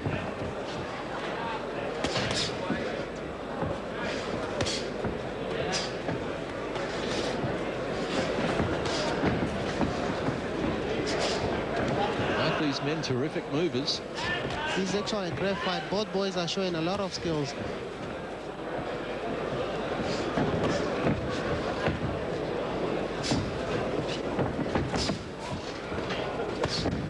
Left hand from Danny McGrail.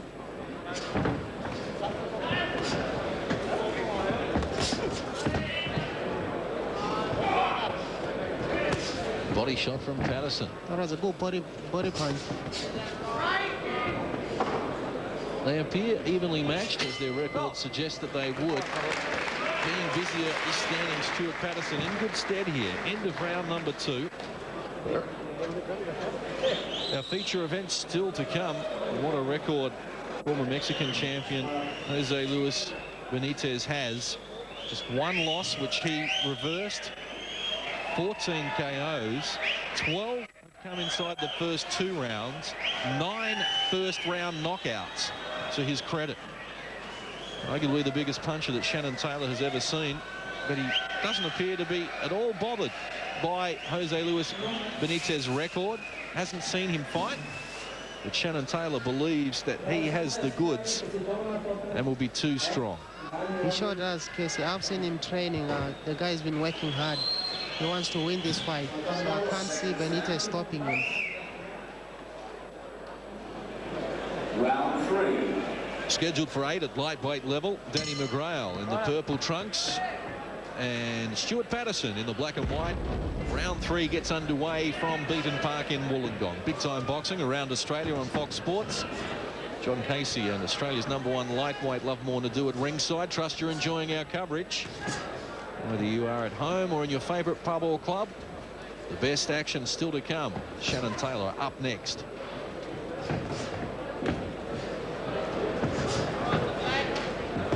Stuart Patterson and Danny McGrail both being in your weight division, Lovemore. Either of these men put up their hand and made an offer to you? Oh, well, Stuart Patterson has challenged me. He wants to fight me, and I wanted to fight him. And I spoke to Bill Murray. Bill said, nah, we don't really need that fight, because what we're aiming at now is trying to get a world title shot. And Bill says fighting him doesn't take us anywhere. It doesn't give us any world recognition. But I would love to fight him. I would love to prove to everybody that I'm the best lightweight. Maybe down the track that could happen. At the moment, Stuart Patterson has the accomplished Danny McGrail to contend with. It's been all action here through the first 2 and a bit rounds. McGrail was down in the opening round on the end of a right hand from Stuart Patterson. Something of a flash knockdown, though. It didn't take any sting out of McGrail. As you can see, he was moving quite freely here in round number 3.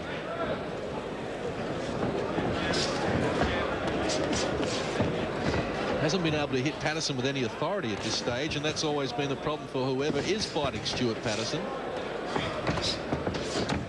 Patterson just losing his footing momentarily.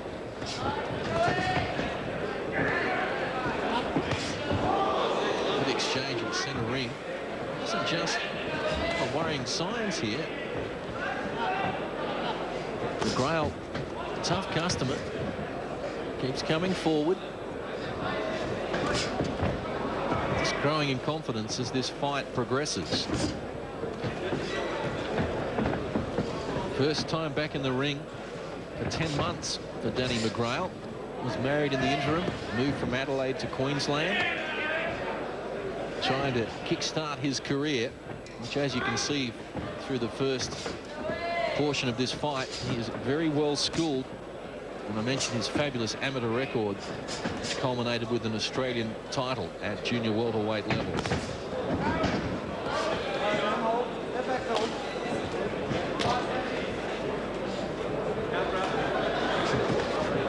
Again, Patterson feeding out the left-hand jab. Grau with an edge in power. His record shows that. And to the naked eye, it would appear that way as well, as the bell rings to bring us to the conclusion of round number 3. Shannan Taylor, he knows this venue very well, and he is fired up for his clash. Illawarra Hawks play their home games in the NBL here, although they shall be moving to a new stadium next season. Shannan Taylor and his home fans will be making some noise a little later on. Big crowd in attendance, as there always is with Shannan Taylor and the likes of Gabe Bermudez on the card. We're expecting another big crowd down at the Rule as well. June 12 is the day you need to mark down. There's a lot more to do. Tackles David Armstrong of the United States. You know much about him? I don't know much about this guy. I was expecting to fight John Bourke, who's ranked number 5 at the WC. But unfortunately, things didn't work out. Now I have to fight David Armstrong, who is the NABU champion. But anyway, I'm feeling great. I just got a bit of a cold. I'm working on that. And the recent addition to the family not causing too many problems for you? Oh, yeah, the baby keeps me awake sometimes. She gets a little bit naughty sometimes. Well, I'm sure your wife, Florence, and the kids are doing well at home. At the moment, Stuart Patterson in the black trunks, involved in a great battle here with Danny McGrail. Round 4 scheduled for 8. Stuart is scoring with that jab when Patterson is scoring with that jab. When he throws the jab, it lands.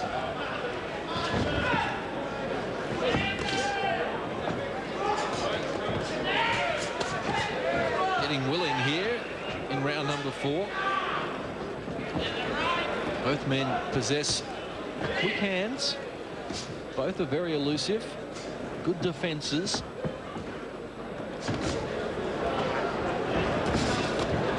That is why they are both ranked inside the top 4 in Australia at lightweight level.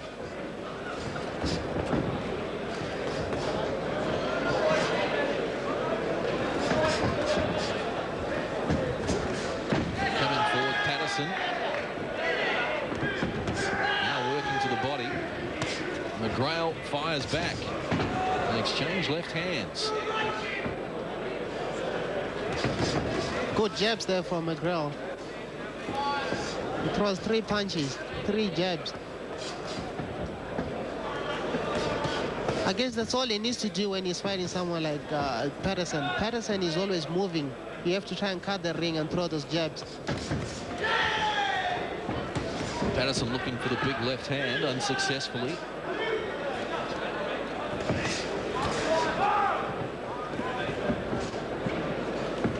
Good evasive skills again from Danny McGrail.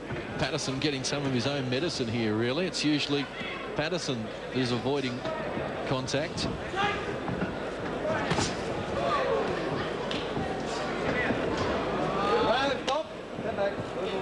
Final 30 seconds of the first half of this fight. McGrail is looking good with that jab. Continues to be busy. May all go well for him on the scorecards. Cards of the judges. Jim Couchy, Bernie McMahon and Don Marks. Asked to try and split these two. Judges couldn't the last time they met. A full 8 rounds and a draw. And that is all for round number 4. Again, a very tight round for the judges to try and score.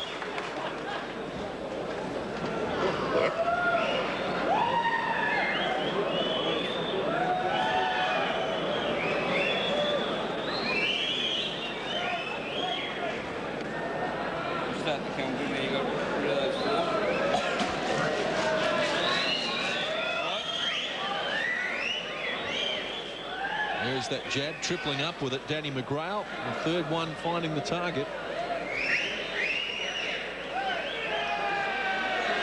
I thought the fact that Stuart Patterson had had 3 fights since these pair last met, and Danny McGrail hadn't, would work in Patterson's favour, but at this stage it appears that Danny McGrail just has a little more petrol in the tank. A little fresher, perhaps, Lovemore. I think Stuart Patterson looks good in the early rounds. Now he's starting to slack down, which I'm not surprised. He does that with all his fights. He looks very good in the early rounds. Then when it gets in the middle rounds, he starts slacking down. Round number 5, second half of the fight underway. Stuart Patterson, black and white trunks, and against Danny McGrail in the purple. It is a little blue on the monitor, but I can assure you they are purple.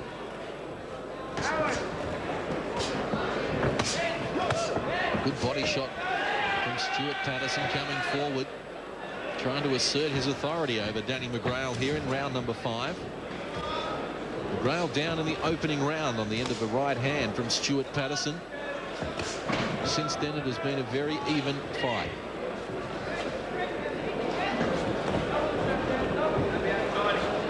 Two of the best lightweights in Australia. Quality program put together by Bill Morty and his team. Ray Connolly, his matchmaker, not with us in the ring tonight. He's just suffered a little ill health, and we wish Ray, on behalf of all Australian boxing community, a speedy recovery. Won't be long before the Lord of the Ring will be back with us, I am sure.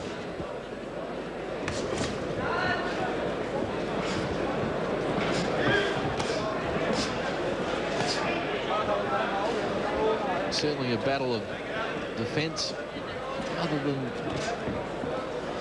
aggression between these two. Both men very well skilled. As Patterson loads up with the right hand, again unsuccessfully, misses with the left. McGrail comes forward with the right hand twice. Just varying his attack, proving elusive as Patterson comes forward. Final 60 seconds of round number 5. Good body shot from Stuart Patterson. Patterson throws good body punches, but the thing with him is he can't hurt anybody. He hasn't got the punching power. So although he keeps on punching those punches, throwing those punches, people will never respect his power. They keep on coming to him.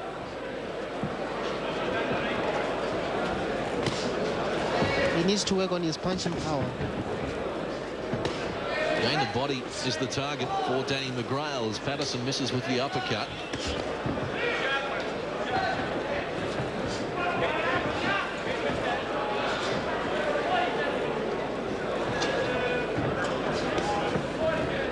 Final 10 seconds. Patterson doubles up with the jab. Scoring punch again. Now McGrail comes forward. Enterprising finish to the end of round number 5 between Stuart Patterson and Danny McGrail.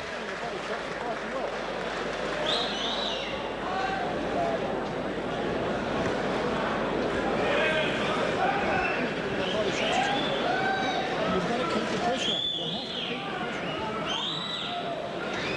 You're going to have to win 2 of those 3 rounds, son. You're going to have to. You just sit there saying you haven't got to do it. You've got to get out and you've got to do it. The way you've got to do it, you've got to get in close to the spot. You've got to work away that body. Bang the body and trade combinations. Remember I said punches in bunches. No good 1s and 2s. It's got to be 4s and 6s. Some of the action from round number 5. Love more to do. You have Stuart Patterson ahead at the moment over Danny McGrail. Yeah, I had him winning the first 3 rounds.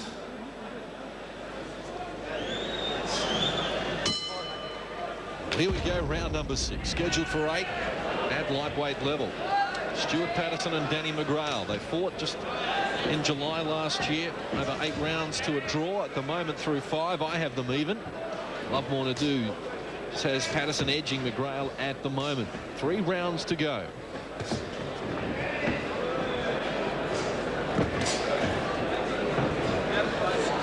I think McGrail needs to put a little bit more into his work rate. Right hand from Patterson coming forward was a scoring blow after McGrail had initiated.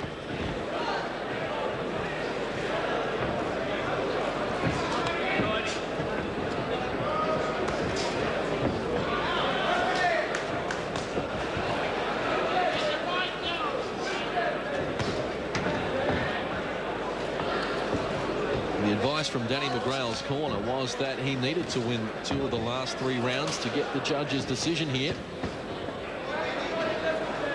I don't think that is far off the mark either. Coming forward, McGrail. Now Stuart Patterson. Right hand from Patterson was a scoring punch. McGrail came back with a left hand of his own. Body shot from Patterson. Lead right hand from Danny McGrail. McGrail leads with the right hand and did it successfully. Scoring punch for him.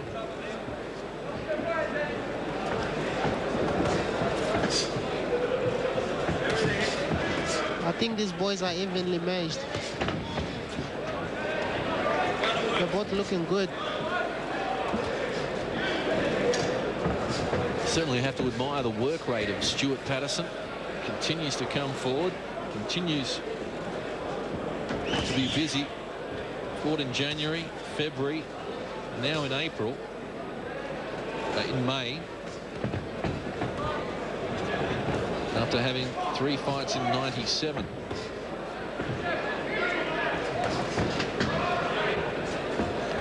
Under the guidance of Mick Canavan, Stuart Patterson. Team McGrail, toe-to-toe, centre ring here. Final 30 seconds of round number 6. Certainly no love lost between these two as Patterson connects with a left hand. I think we should give McGrail a lot of credit, considering the fact that he hasn't fought for over a year. But he's looking good tonight. Yes, McGrail not interested in a tune-up fight. Just straight in against the man we found very difficult to dislodge almost 12 months ago. End of round number 6. Stuart Patterson will sit down. 2 rounds to go.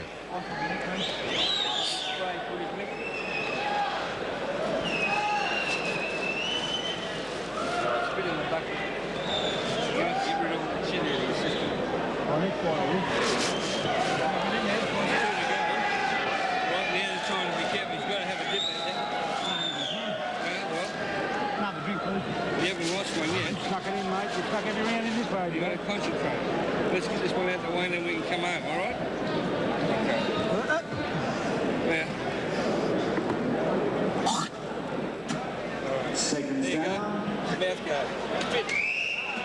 Stuart Patterson's corner. Mick Canavan, his trainer, very confident at the moment.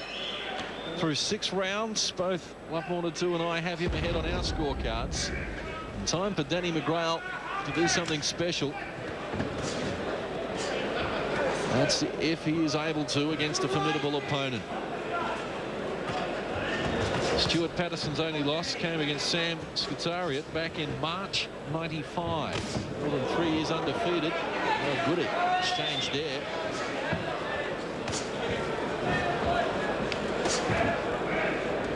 Good jab there from Stewart. And again.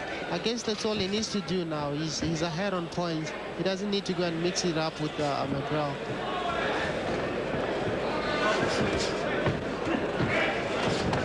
McGrail comes forward with the left hand, but then walked into one as well. Good right hand from Patterson. Coming forward now, working to the body. Getting on top of Danny McGrail here, round number 7. McGrail isn't done with yet, however. Still operating with authority. Just finding Patterson a difficult target.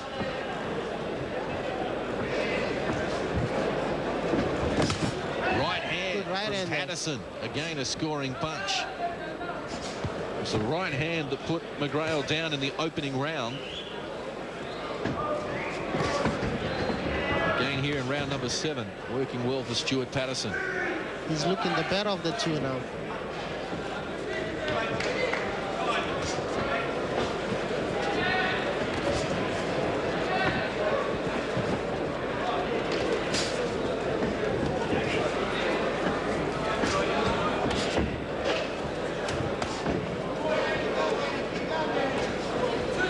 Certainly Danny McGrail is going to have to pick up his work rate in the 4 minutes that remain in this fight if he's going to get the decision.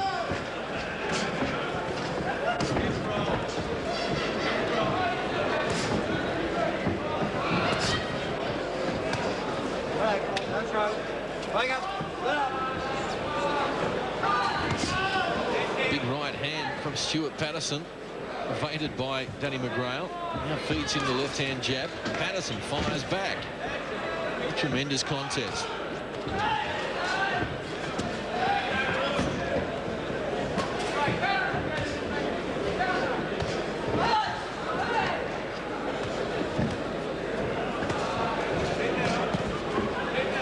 McGrail in very good shape for a man who hasn't fought for almost 12 months, but the left hand again a scoring blow for Stuart Patterson.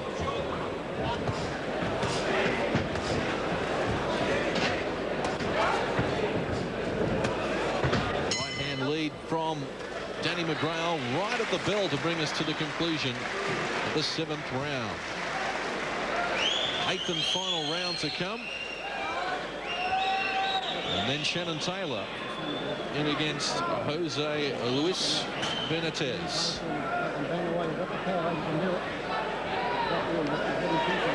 From above, you see the right hand of Patterson scoring blow and then feeding him the left jab in a polished display by Stuart Patterson.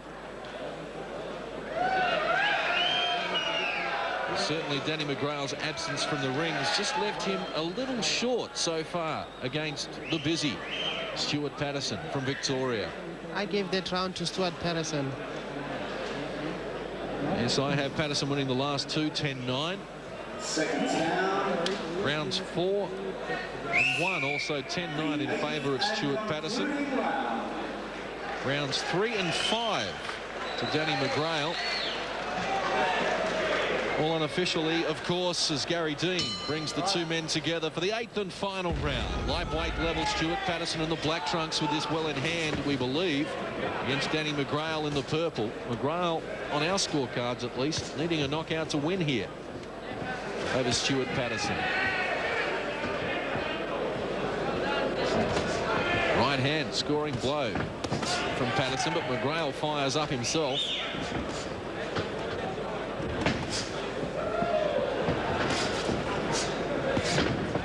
Now McGrail a little busier, as you might expect here in the final round.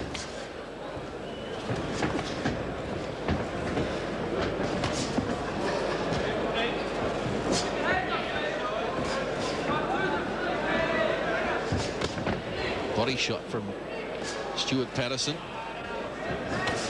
And the right hand a scoring blow as well. McGrail just can't find an answer at the moment. Good defense by Stuart Patterson, keeping him at bay.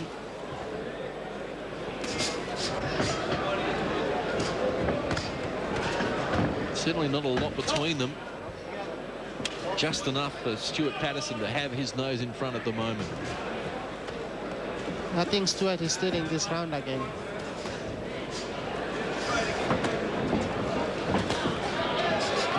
McGrail comes forward trying to pin Stuart Patterson in the blue corner. Gary Dean separates them. 90 seconds away from the finish.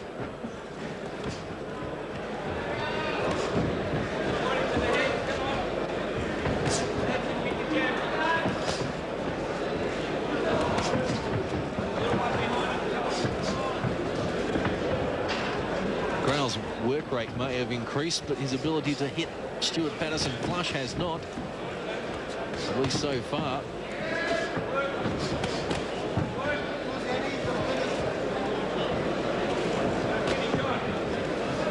Not a lot of time left now for Danny McGrail.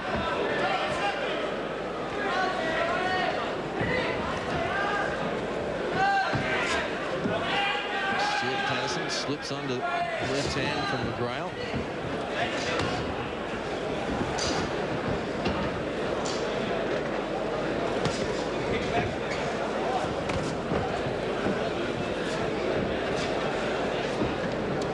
Technically, very good fight between these two. It is a great fight, John. Both boys are showing great skills. What a contrast from some of the wrestling that we've seen earlier. These two have shown us very good skills and ring craft. But still, I give McGrail a lot of credit for being able to perform like this. I mean, the guy's been out of action for 12 months. Yes, certainly to come back with your first opponent, the highly ranked Stuart Patterson, says a lot for Danny McGrail's courage and belief in his own ability. But Stuart Patterson's pretty happy. He and trainer Mick Canavan have done another good job here on Big Time Boxing on Fox Sports, and certainly Danny McGrail will improve on that performance, and we'd like to have him back as well in the not too distant future. Judges' scorecards required, as they were back on July 22 in Adelaide.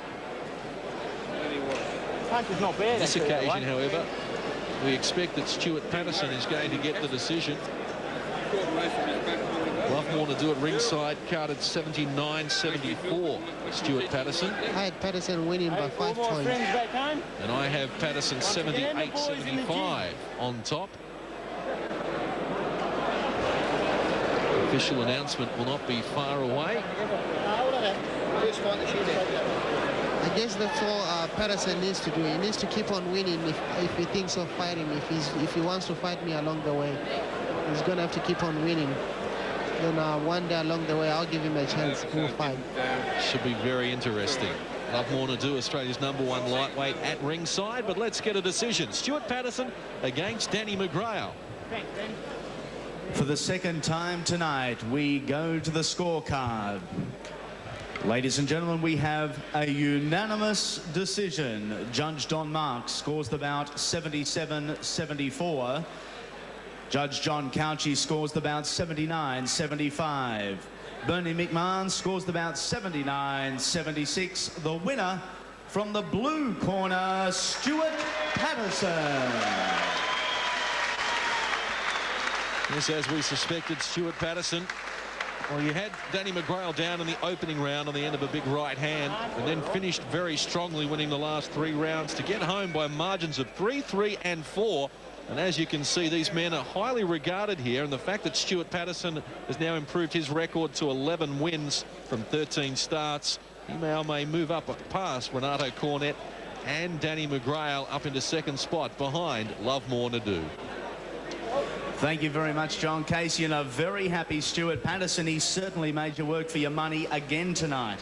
Definitely, mate. I tell you what, he's, I think me, Lovemore and Danny, I think he'd be the 3 top lightweights in the country, without a doubt, mate. Very awkward, very tricky, lots of moves, lots of good moves. A very important rematch it was too, especially for you. Oh, mate, I had to have this one no matter what. I would have died fighting out here tonight, I swear to God on that. I had to have him.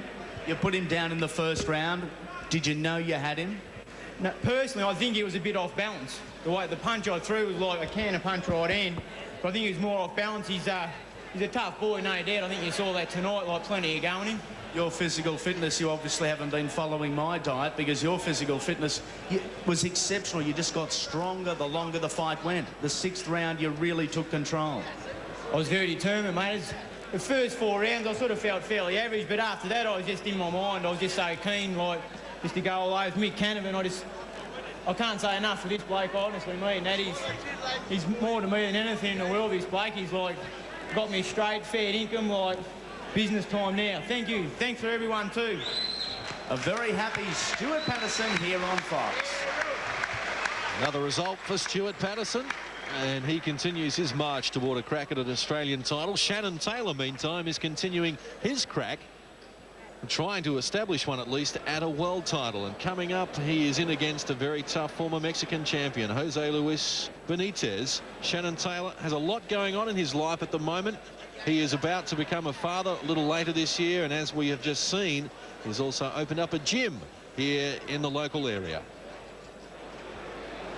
Starting to come to life here is Shannan Taylor, the Bulleye Blaster, or True Blue Blaster as he is now known, makes his entrance, and as he did against Jake the Snake Rodriguez, he is pumped up.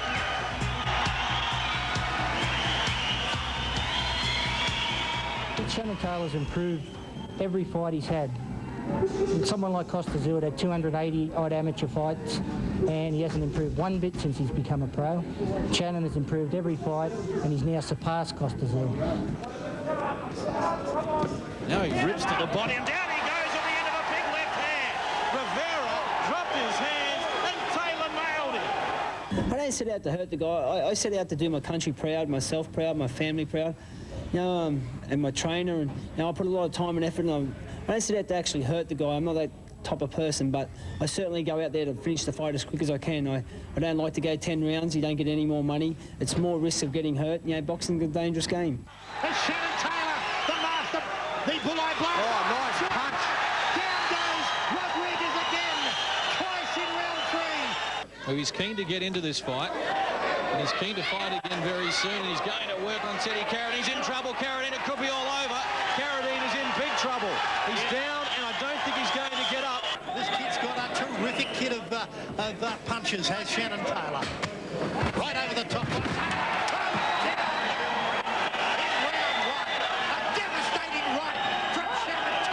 he's at the stage now where he's in the big pond, and we're ready to take that next step with him into the States and just let him loose and just see how far we can go with him. On the score of power, I don't think there's a welterweight as strong as him.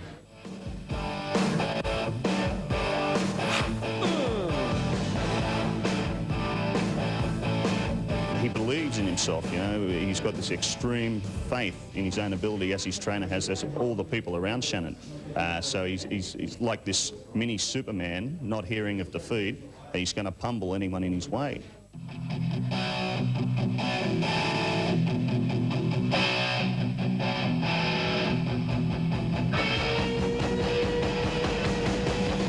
Yeah, I'm very happy. You know, December I become a father, and you know, we're very happy, Tarina and myself, and you know, I'm very happy with the news. It just gives me more incentive to win a world title. I want to thank everybody who come out here tonight to support all fighters, not just myself. Boxing, I love it, and I thank the fans. The fans are what make me go so hard and so mad. You might think I'm a little crazy, but you guys do it for me. The motivation I've got is, you know, a baby on the way. I've got a gymnasium, and you know, I want a shot at De La Hoya. I really want De La Hoya, and I know, and I want to prove to the Australian public that, you know, we've got the talent here in Australia. We don't have to look overseas.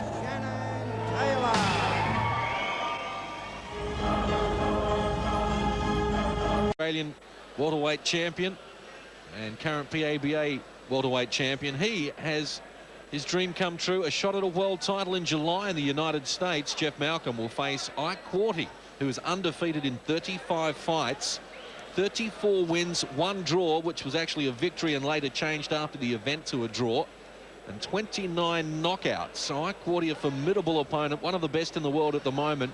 A lot of people say he will overmatch Jeff Malcolm.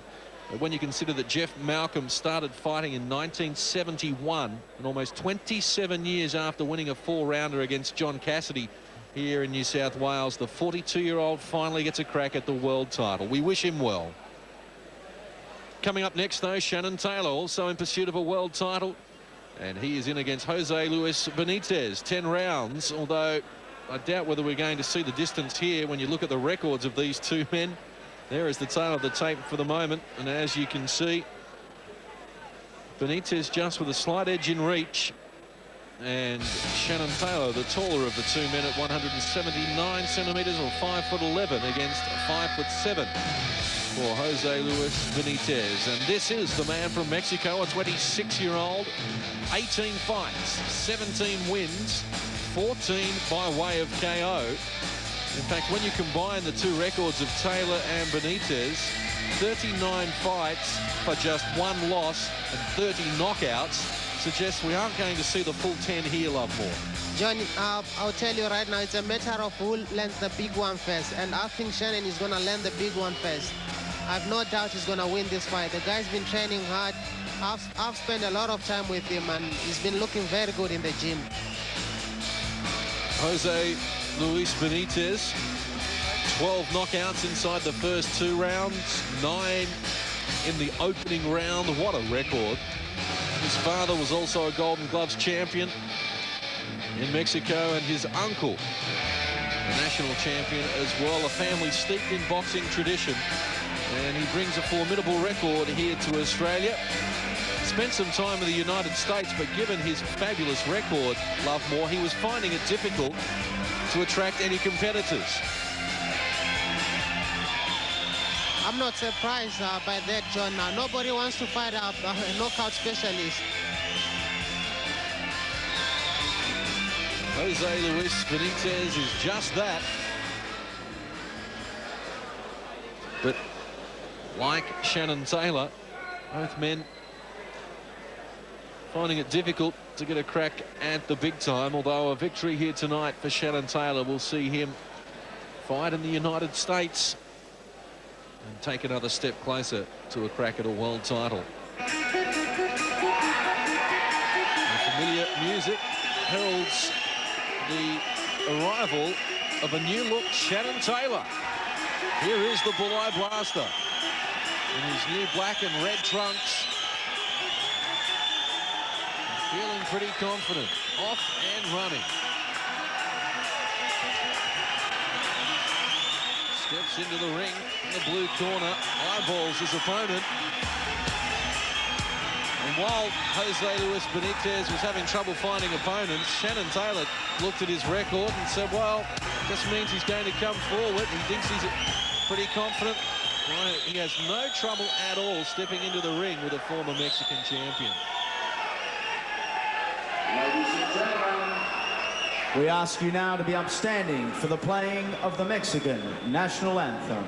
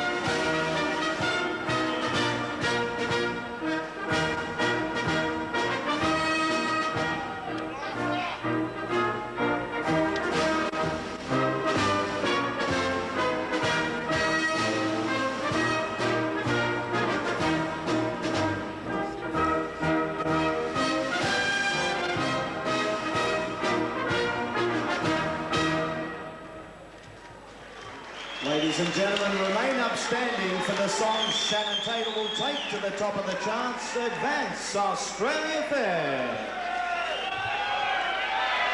Australians, oh, let us rejoice, for we are young and free, with golden soil and wealth for toil. Our home is girt by sea, our land abounds in nature's gifts of beauty rich and rare.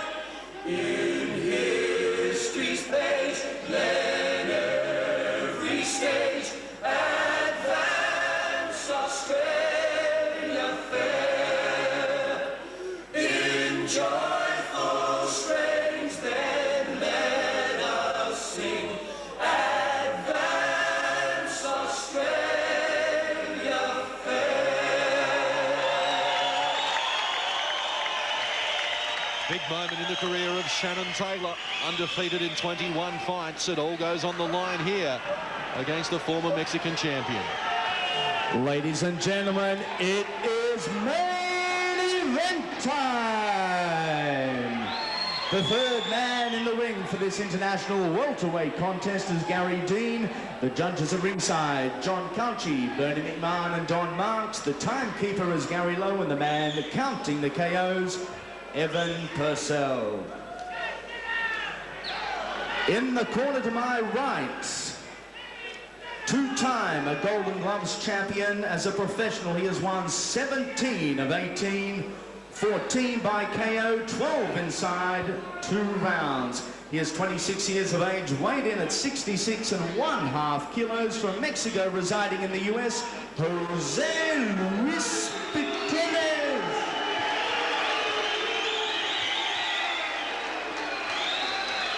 Hailing from the blue corner, at 26 years of age, he brings to the ring a phenomenal record that holds 20 wins, 1 draw, 16 of his wins by knockout. He weighed in at 66.9 kilograms, from Bulli, New South Wales, the Blood Blaster, Shannan Taylor.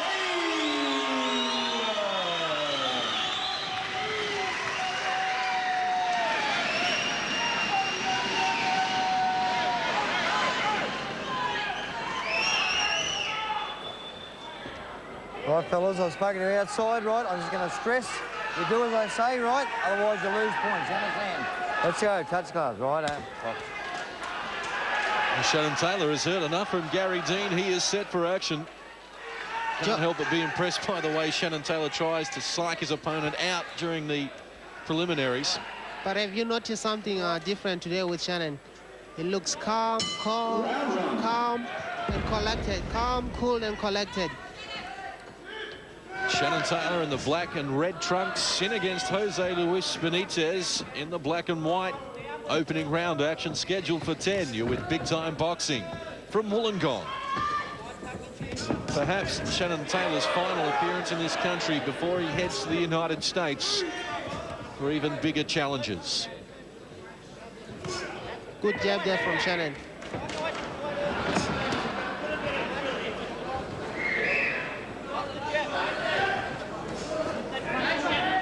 Certainly there is a calmness about the way that Shannan Taylor's conducted himself. At times he can be very aggressive, and here he is stepping forward. Jose Luis Benitez. Well, no, he's in a fight, that is for sure.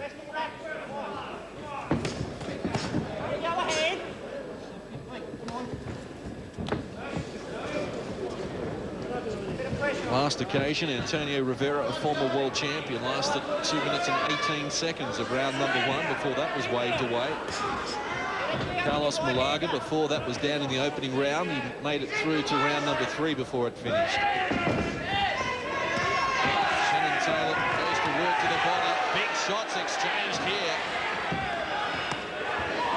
Taylor covering up. Only 90 seconds of the fight. Shannan Taylor and Benitez both hit with big shots there in that exchange.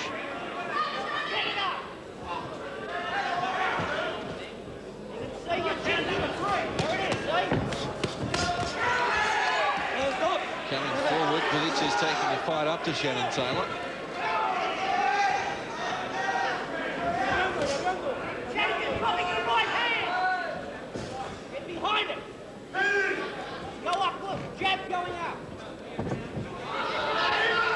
For the moment, Taylor standing centre ring. And Benitez wheeling around the outside.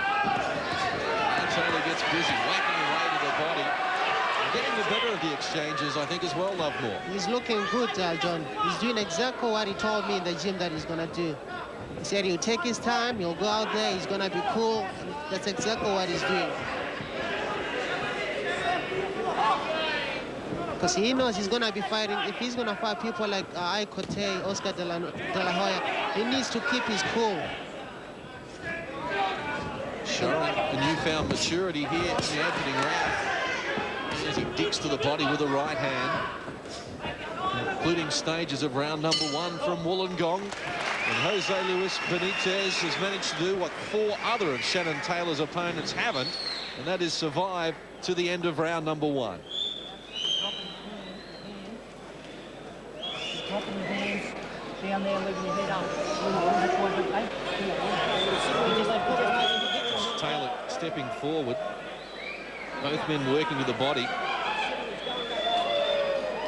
In the opening round, feeling out process going on here.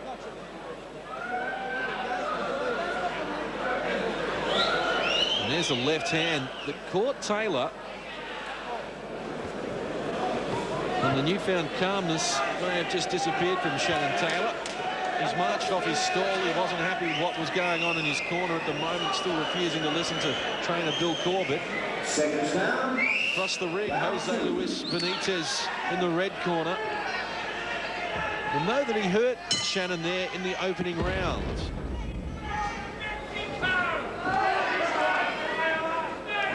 Scheduled for 10. Round number 2 is Shannan Taylor in the black and red trunks in against former Mexican champion Jose Luis Benitez. Tremendous KO record for the visitor. And we just got a glimpse of his power with that left hand that stung Shannan Taylor in the opening round. Despite that, I had Shannan Taylor taking the round 10-9. Lovemore Nadu sitting beside me, Australia's #1 lightweight, had a similar scoreline. Yeah, I gave that round to Taylor. I thought he threw some good combinations there to win the round. Just a little busier, scored with more punches. He's looking good again in the second round.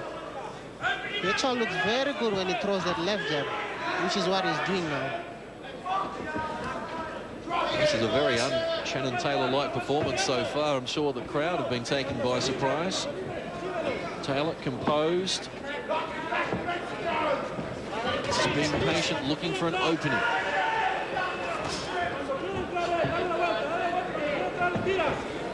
Knows he has a formidable opponent standing in front of him.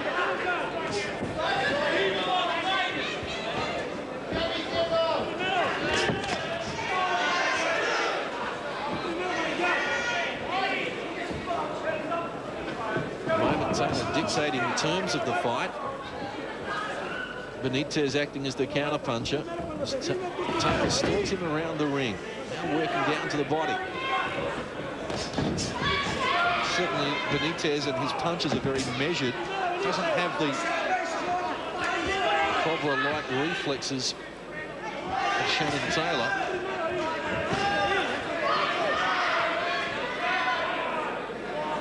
Taylor keeps throwing out that left jab.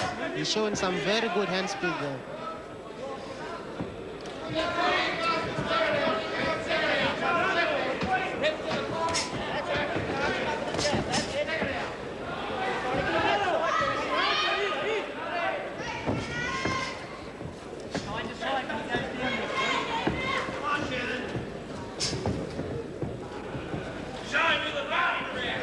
Final 30 seconds of round number 2 from Wollongong. Shannan Taylor, composed, thoughtful, patient. Now getting a little busier against Jose Luis Benitez. Tripling up with the jab.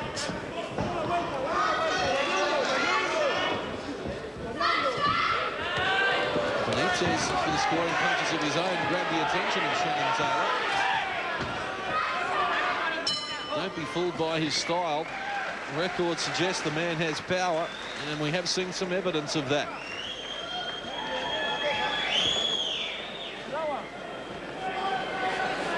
Muy bien, lo estás haciendo muy bien, dando la vuelta muy bien, bonito. Very good, very good. I wish I could understand what they're saying in the corner. Porque la pelea de él es callejera, no te le pares, se va a desesperar. Acuérdate que va a aguantar 3-4 rounds y se va a bajar el ritmo. Well, my limited Spanish tells me that his corner is happy at the moment. Trainer Jesus Zupari telling his charge he's doing okay for the moment. I certainly had the first 2 rounds 10-9 in favour of Shannan Taylor. And again, he is up early, off his stool and ready. Jose Luis Benitez will join him centre ring as round number 3 gets underway. Welterweight level, 66.67 kilos, 10 stone 7 in the old language.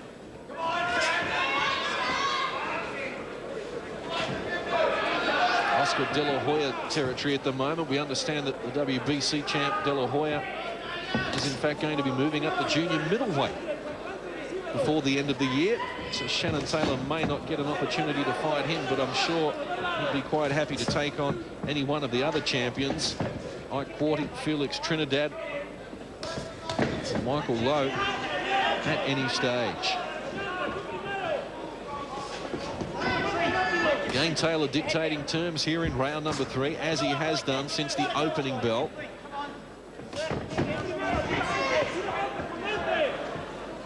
Benitez, for the most part, has been on the back pedal, trying to stay out of harm's way. Well, he did land a very good left hand in the opening round. Just stung Shannan Taylor into action.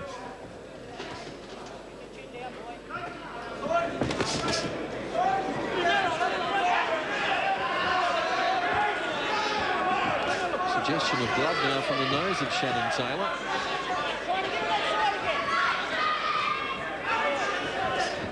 Certainly Joel Bourke had enough for about 6 men in one of our earlier fights.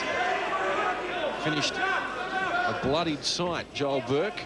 And Zeljko Gajic getting a unanimous points decision over him. Stuart Patterson also a victor, along with Lincoln Stewart and Wade Clout. But this is our feature event. I've noticed one thing, this Benitez, he moves a lot. He keeps on moving all the time. He crouches as well. He's very languid. He used to be a difficult target to hit. Shannan Taylor finds the target there, doubling up with the left hand. And Taylor getting a little busier. The crowd willing him on.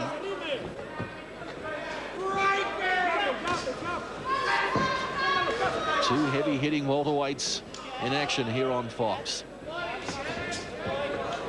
Looping right hand from Benitez. He's able to be slipped by Shannan Taylor.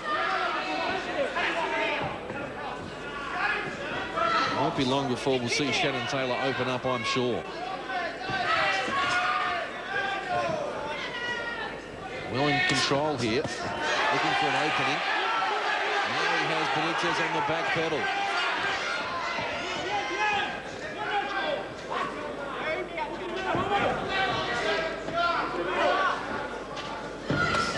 Right hand lead from Taylor, a scoring punch as we come to the conclusion of round number 3. I think Taylor is doing well, keeping his cool in the early rounds. Because if you look at this guy's record, it suggests that he's got a good knockout record in the early rounds.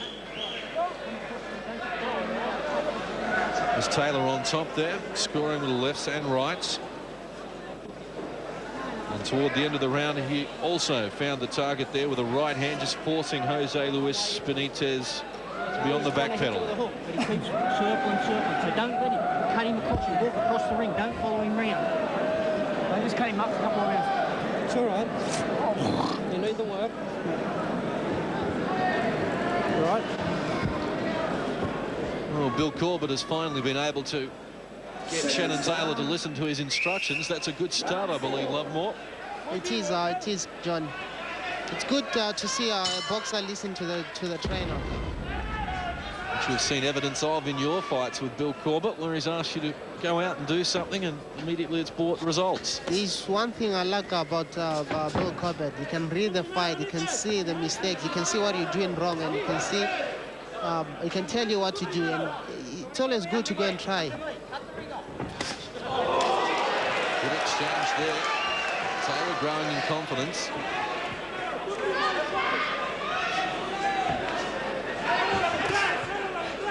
Benitez has never been knocked out in his career. Working away to the body and then varying the attack. He's opened round number 4 a little stronger than the previous 3. Certainly would need to. Taylor keeps coming forward. Bill Corbett asked him to try and cut off the ring, and that's what Taylor is doing here in the early stages of the 4th.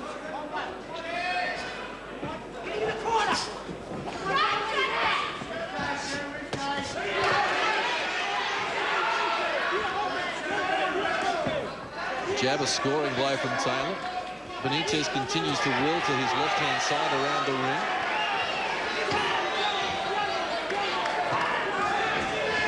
Now trying to stay out of harm's way. In the blue corner, Taylor about to open up on him. The left hand is a scoring blow. I think Benitez is had. May have his problems here in the 4th round. Taylor getting hungry. Still plenty of time left for the bulleye blaster. Benitez has taken a bit of punishment now, wants to hang on. Taylor shrugs him away. But perhaps Jose Luis Benitez is starting to feel the strain. Has 60 seconds to survive here in round number 4, and Taylor means business.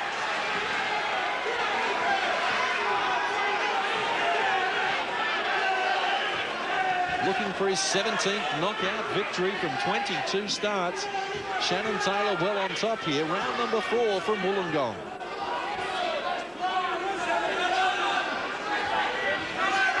Suggestion of a smile on Shannan Taylor's face.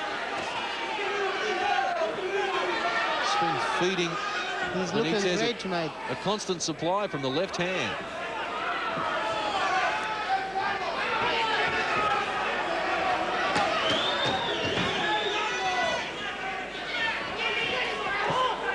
Certainly Jose Luis Benitez has been very cautious. Right hand from Taylor's a scoring punch, and so was the rip to the body as well. Shannan Taylor's best round of the fight so far. Easily a 10-9 round for the Australian on that occasion. I've had him winning all the 4 rounds so far. Pitching a shutout at the moment, Shannan Taylor. That's 10-9 the first 4 rounds. He's going that way all the time. Hey? No, he's not nice. Yeah, hold that. Mate, I want you to jab. I want you to try and hit him with a short, looping right hand when he comes around that way, all right? If you put your head... This is getting nice. Yeah, Shannon, listen to me. If you put your head into his, he cannot hit you. The only time you can hit you is when you're standing back. He throws his punches from here. If you put your head there, you're going good. But I want you to go bull. When he comes around, loop a short right hand on your chin. Change the angle of the right hand. Voice of Billy Corbett, trainer of Shannan Taylor, wanting a right hand, looking for a finish here. Certainly Shannan Taylor has dominated the fight to date. Scheduled for 10. Many people suggested we wouldn't even get this far, but here we go, round number 5. Shannan Taylor in the black and red trunks. Jose Luis Benitez, former Mexican champion, and on his bike for much of this fight in the black trunks with the white stripes.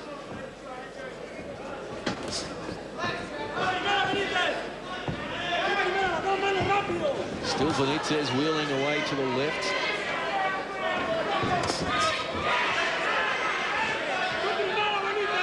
Taylor stalking him all the way. Good jab there from Taylor. 3 or 4 scoring punches from Taylor. Only 1 from Benitez, who, apart from that left hand in the opening round, doesn't really look like troubling Shannan Taylor. He's been in control of the fight from the first round, John.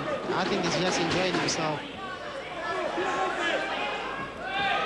Still stalking Benitez. He's been on his bike through the first 4 and a bit rounds here in Wollongong.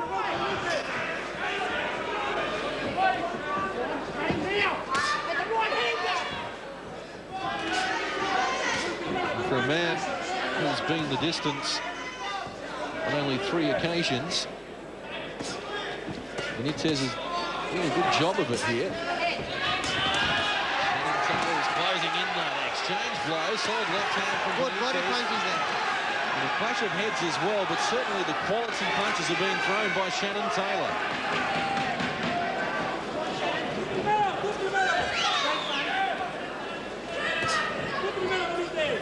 Certainly not as much impact on the jab of Benitez as there is with Shannan Taylor's left.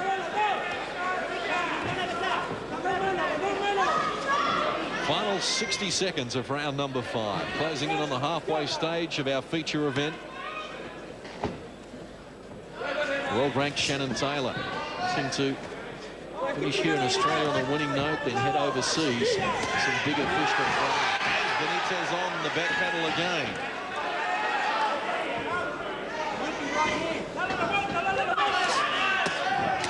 Working away to the body with a couple of solid rips. And I tell you, those body punches are going to take their toll as the fight goes on. And Love More to Do should know that. He's finished both his previous 2 fights with body shots.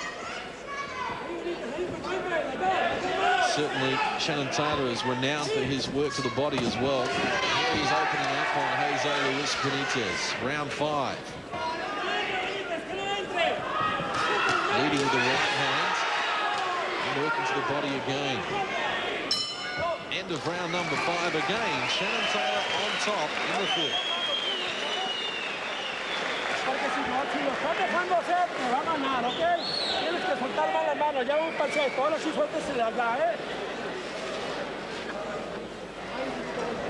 Shannan Taylor has spent most of the time centre ring stalking Benitez. Left hand there was a scoring blow from Taylor. A couple of shots to the body here. One taken partially on the arm. Mira los ganchos arriba con las 2 manos, ¿ok? No los sales a los lados otra vez.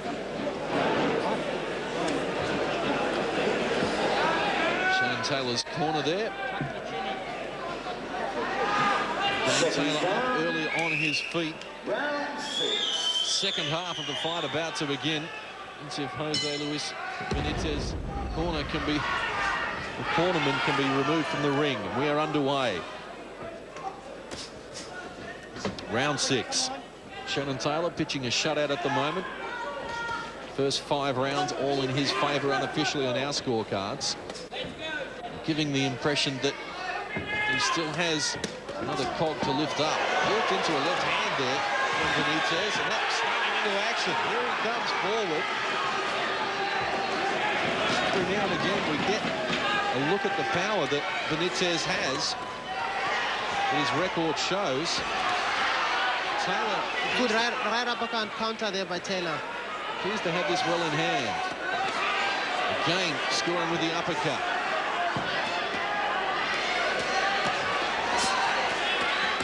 Change in tactics in the fight as Benitez starts coming forward for the first time.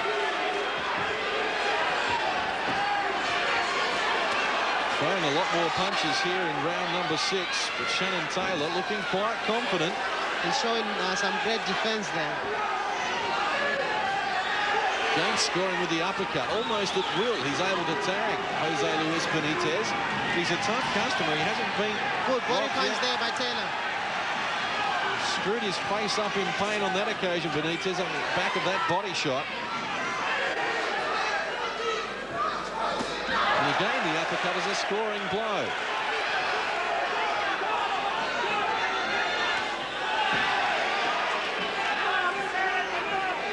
Taylor keeping his foot on the accelerator here. He's dictated terms throughout the fight.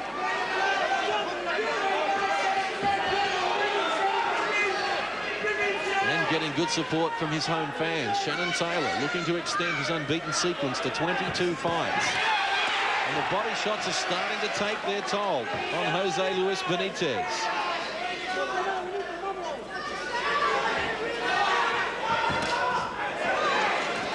And a scoring punch, left hand from Shannan Taylor.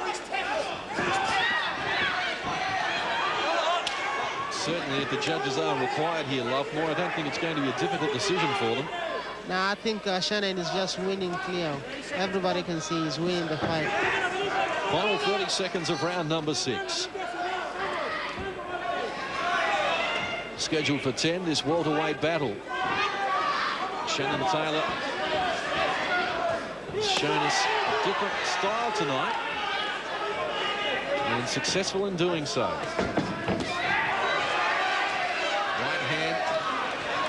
Taken on the gloves by Benitez. I think he's ready to go now. Benitez looks like he's ready to go. Round number 6 comes to a conclusion, and still both Lovemore and I have all 10 nines for Shannan Taylor.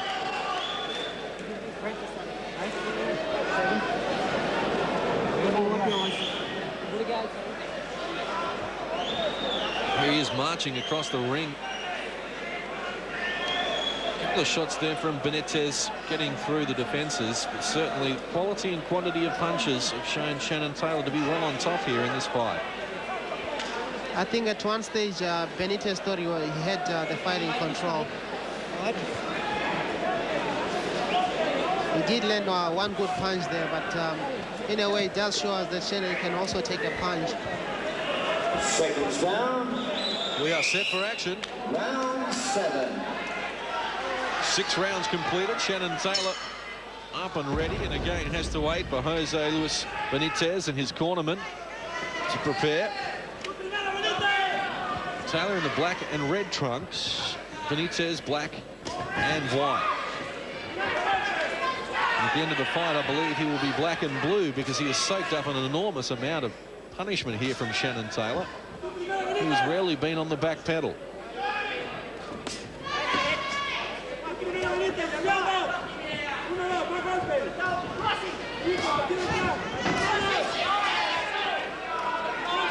Crowd hungry for a display from Shannan Taylor that we are accustomed to seeing. All action over pretty quickly. And with his power, it could all be over very quickly. But for the moment, Jose Luis Benitez still on his feet, albeit trying to stay out of harm's way against Shannan Taylor. Taylor getting closer, closing in on his opponent. Working to the body, another couple of body shots. In the overhand right as well from Shannan Taylor.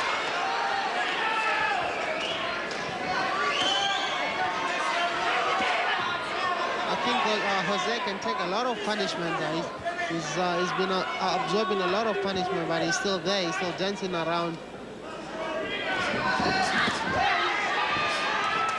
Now opening up on Shannan Taylor. Good exchange going here in round 7.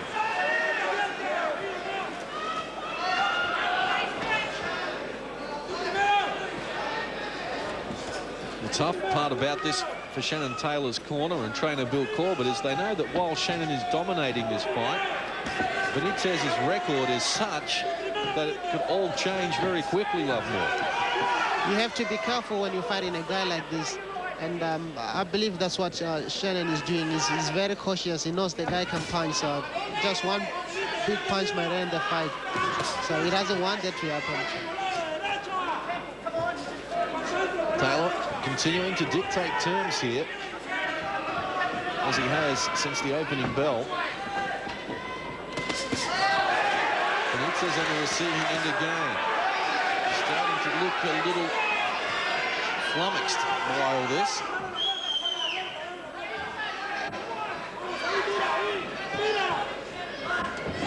Taylor working the way to the body and again to the left-hand side.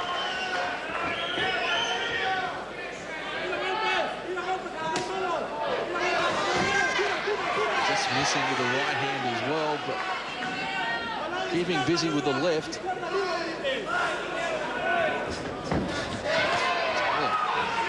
On the assault here at the end of round number 7.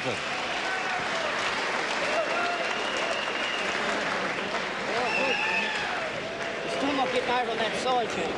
You've got to come across with the right hand. Taylor's family here with us as well. His sister, his dad Steve in the corner there with Billy Corbett. On the same side. And I prefer it on the right side, mate. And from our overhead camera, Shannan Taylor ripping away at the body. Benitez is starting to feel the effects of those body shots. Right hand, scoring punch for Shannan Taylor. Well, you've only got a couple of rounds to do it. It's all right. Shannan, here. Seconds down. Final words of encouragement from Father Steve. Shannan Taylor is ready. I believe we overheard him suggesting he was looking for a knockout. Has 3 rounds to produce it. He's given the impression that it was a likely outcome so far through the first 7 rounds that have all been scored 10-9 and officially on the scorecard of Lovemore to do. I haven't had Benitez win a round. All he's doing is just absorbing some punishment there.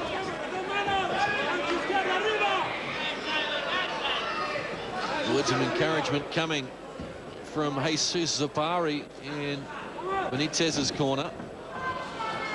But he hasn't given them or his fans a lot to cheer about. Excellent right hand from Shannan Taylor. Arguably his best punch of the fight so far. The uppercut again scores. Now wanting Benitez to come to him.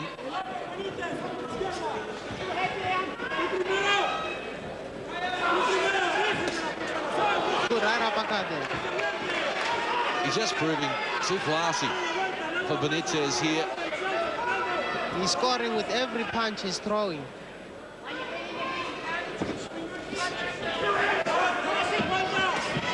Just proving that he is an accomplished performer, Shannan Taylor. World class. Down coming forward with the right hand. I'm sure the American audience is going to enjoy this man's style.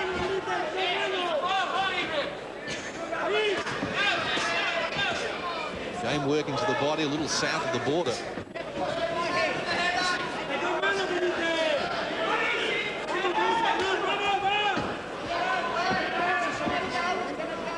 Benitez coming forward, but with little influence. Shannan Taylor just upping the work rate here with 60 seconds to go in round 8. Good combinations there by Taylor. I think Shannan is just enjoying himself. He's just putting all the combinations together, taking his time. Step to the right, Shannan. Just go to the left.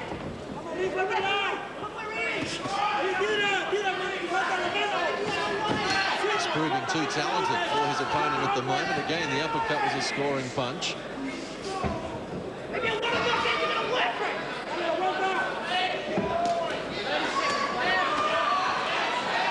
Benitez getting busier, trying to find a way through the defense of Shannan Taylor. No matter what he serves up, Shannan Taylor gives it back to him with interest.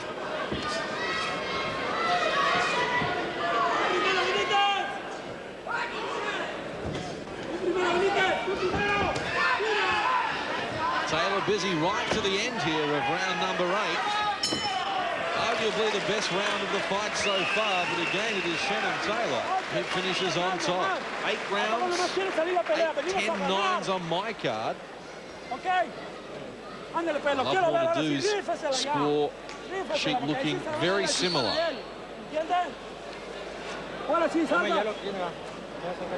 No tiene nada, no tiene nada, no tiene nada. 80-72 at the moment. Shannan Taylor has had his way here with Jose Luis Benitez through much of the fight. The left hand from Benitez stung Shannan Taylor in the opening round.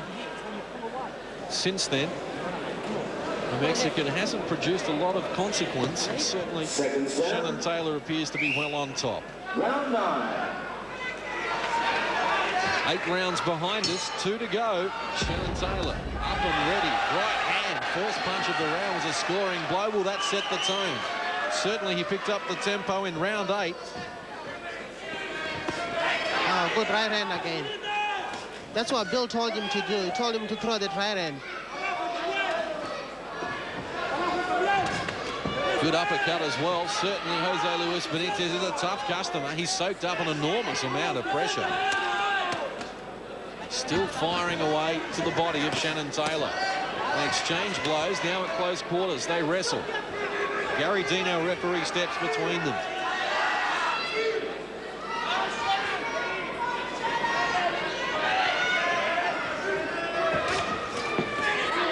It's been 8 tough rounds for Benitez.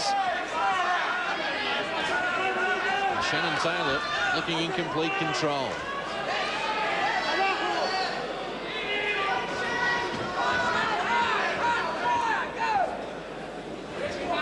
This has actually been a very clean fight, John.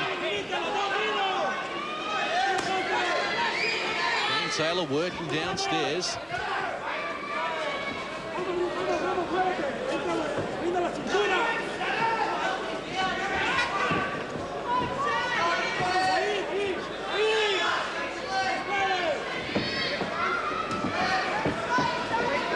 Both men just looking for an opening. Benitez certainly not as nimble and agile as Shannan Taylor.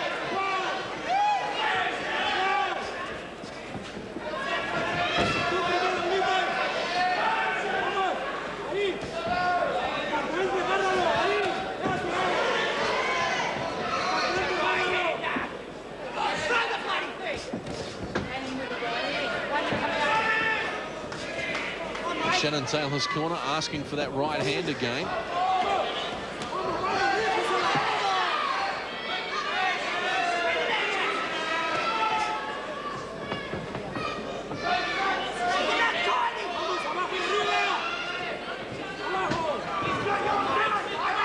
Certainly Shannan Taylor has dominated this fight throughout. There's the right hand the corner were looking for. Finds the target. Crowd getting involved. Shannan Taylor goes to work here in round number 9. The Bullo Blaster looking for win number 21.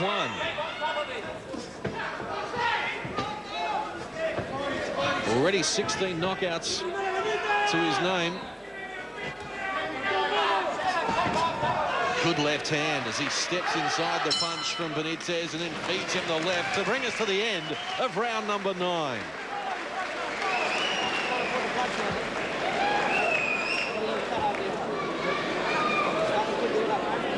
He's swinging his head now.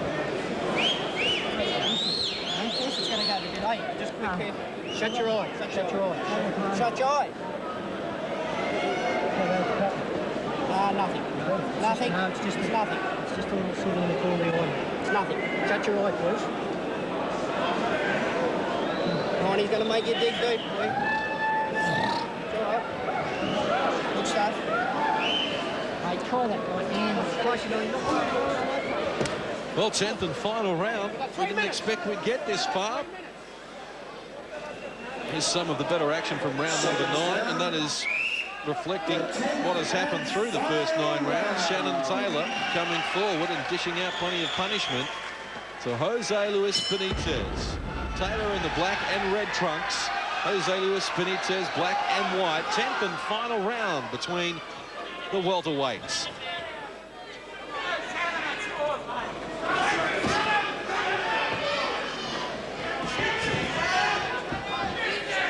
Certainly Benitez has a huge knockout record.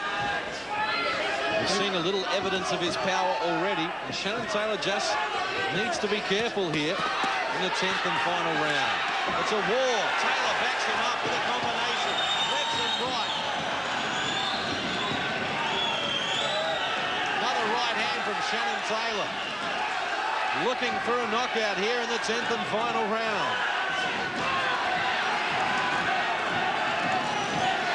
Good boxing from Shannan Taylor. Very good boxing. It's certainly been a polished display.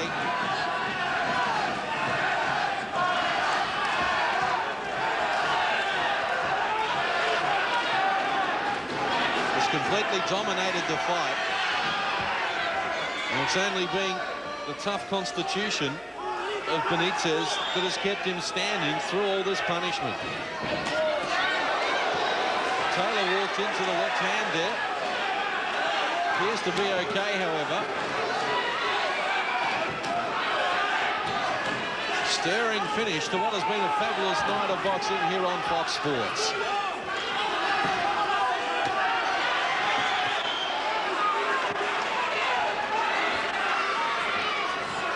Given the power of both men, no one has left the building.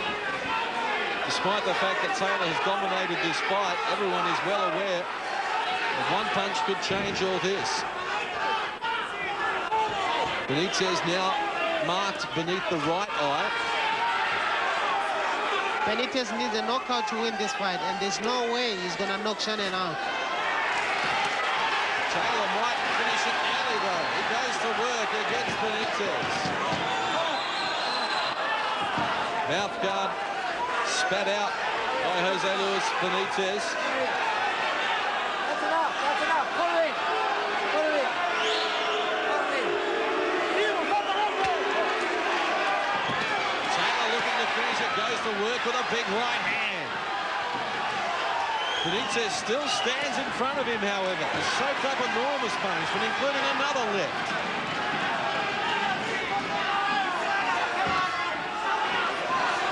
Well, lesser men would have crumbled under this barrage from Shannan Taylor. Certainly Jose Luis Benitez is tough. Good combinations there from Shannan. It's all Shannan Taylor tonight. We didn't think we would see the end of 10 rounds. But Jose Luis Benitez has soaked up an enormous amount of punishment. A convincing win here for Shannan Taylor. A tremendous effort from Benitez to last the distance. But he was no match for Australia's boy blaster, Shannan Taylor.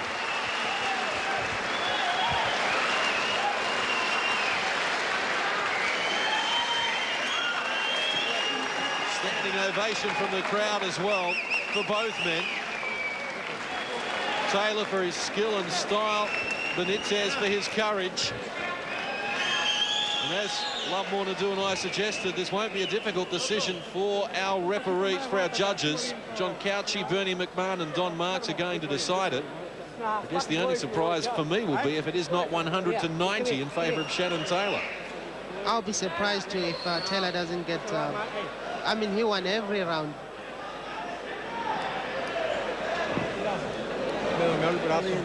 Only danger in the fight for Shannan Taylor was in round one when he was stung by a left hand from Jose Luis Benitez.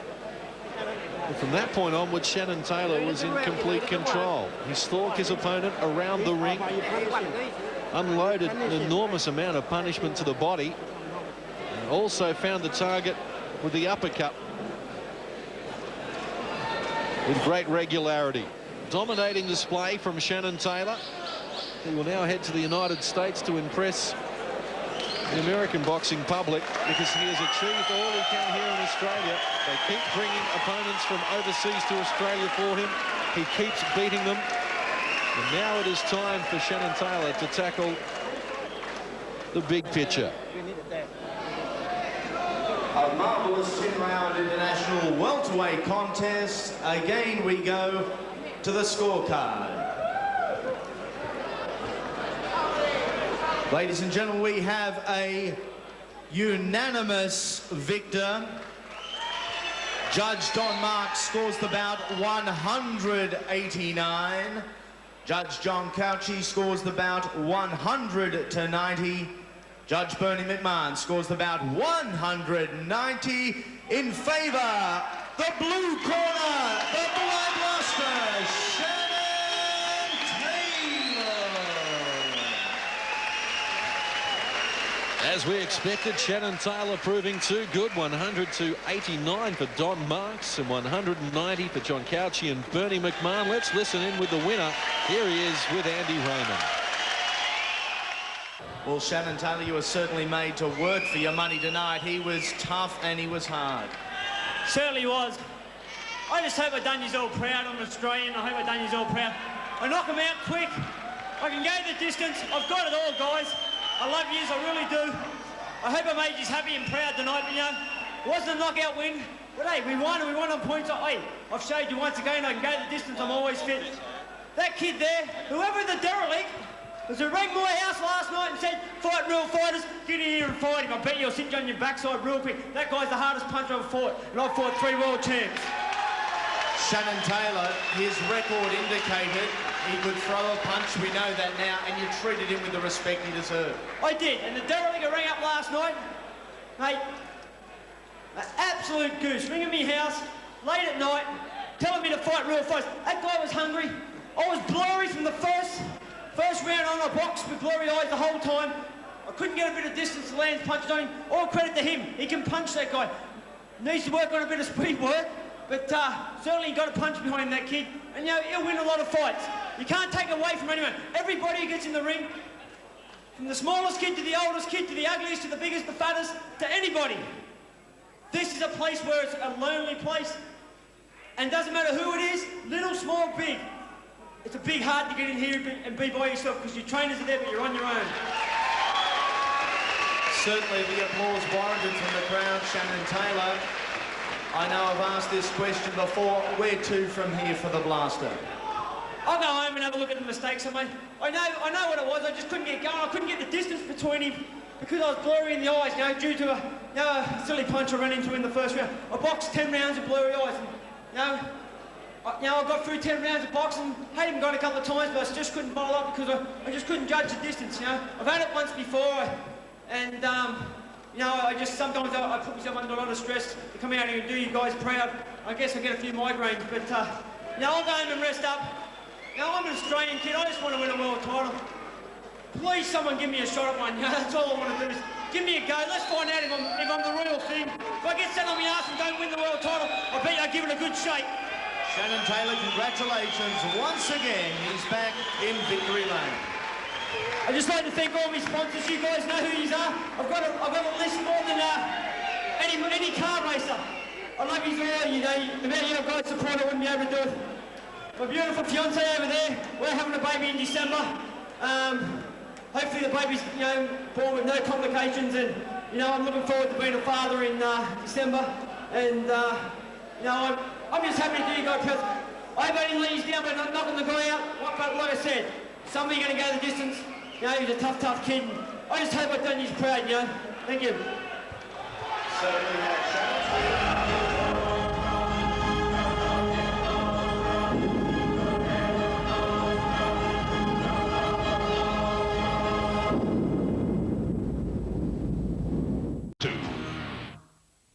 Welcome back to Wollongong, Big Time Boxing on Fox Sports, another splendid program. And while it wasn't as emphatic as usual, Shannan Taylor, another very polished display, dominating the fight through all 10 rounds against Jose Luis Benitez. If you joined us late, well, let's take you through the proceedings. We got underway at featherweight, and Wade Clout was most impressive. In his second professional fight, he comes up with his second win, a second-round knockout win over Banjo Grosvenor.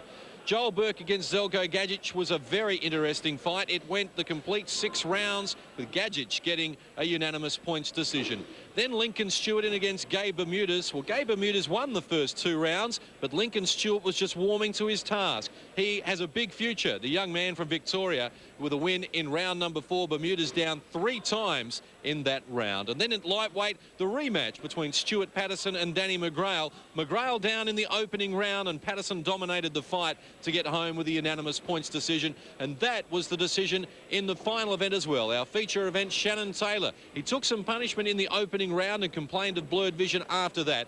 But a significant 100-90 on 2 scorecards, and 100-89, Shannan Taylor, a unanimous points victor over Jose Luis Benitez. Love more to do, a stablemate of Shannan's at ringside. Most impressed with Shannan Taylor's performance. I was very impressed by Shannan Taylor. I think that's the best I've seen him. Not only did he prove that he can punch, he proved that he can take a big punch.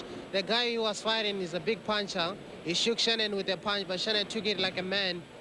And I think it's high time the guy fights for a world title. I mean, we had the guy, he's bleeding out there for all the champions to give him a chance. So I think he's ready for big things. I don't think people should underestimate that Shannan Taylor's power. It was just a case of Jose Luis Benitez being a very tough customer. He soaked up enormous pressure. Just the left and right hands there from Shannan Taylor, where he backed him up significantly. He shook his head and was back into action. He was very tough. With no doubt, he was very tough, John. I've never seen a guy absorb so much punishment. He absorbed punishment from the first round to the last round. So all credit to him. But I still think Shannan is the best, and I still think he's capable of winning that world title. And things get a little tougher for you very soon as well, because you'll be on the opposite side of the ropes June 12 here on Fox Sports. Love More to Do will headline our next bill down at the Rule, where you have fought in the past with success. I can't wait to get to the Rule. I can't wait to get back into the ring. To me, it feels like I haven't been in the ring for a year, but it's only been 6 weeks. I've been training hard like I always do. I had a few problems with my hand, but I'm feeling good now, so I'm back into training, and I can't wait to get to the Rule and fight. Best of luck for that, and thanks very much for your comments. Love More to Do, Australia's #1 lightweight, joining us here on Big Time Boxing. Fabulous program. Shannan Taylor's winning way continues. We trust you've enjoyed our coverage from Wollongong. For now, though, on behalf of all the team, this is John Casey bidding you farewell from Wollongong.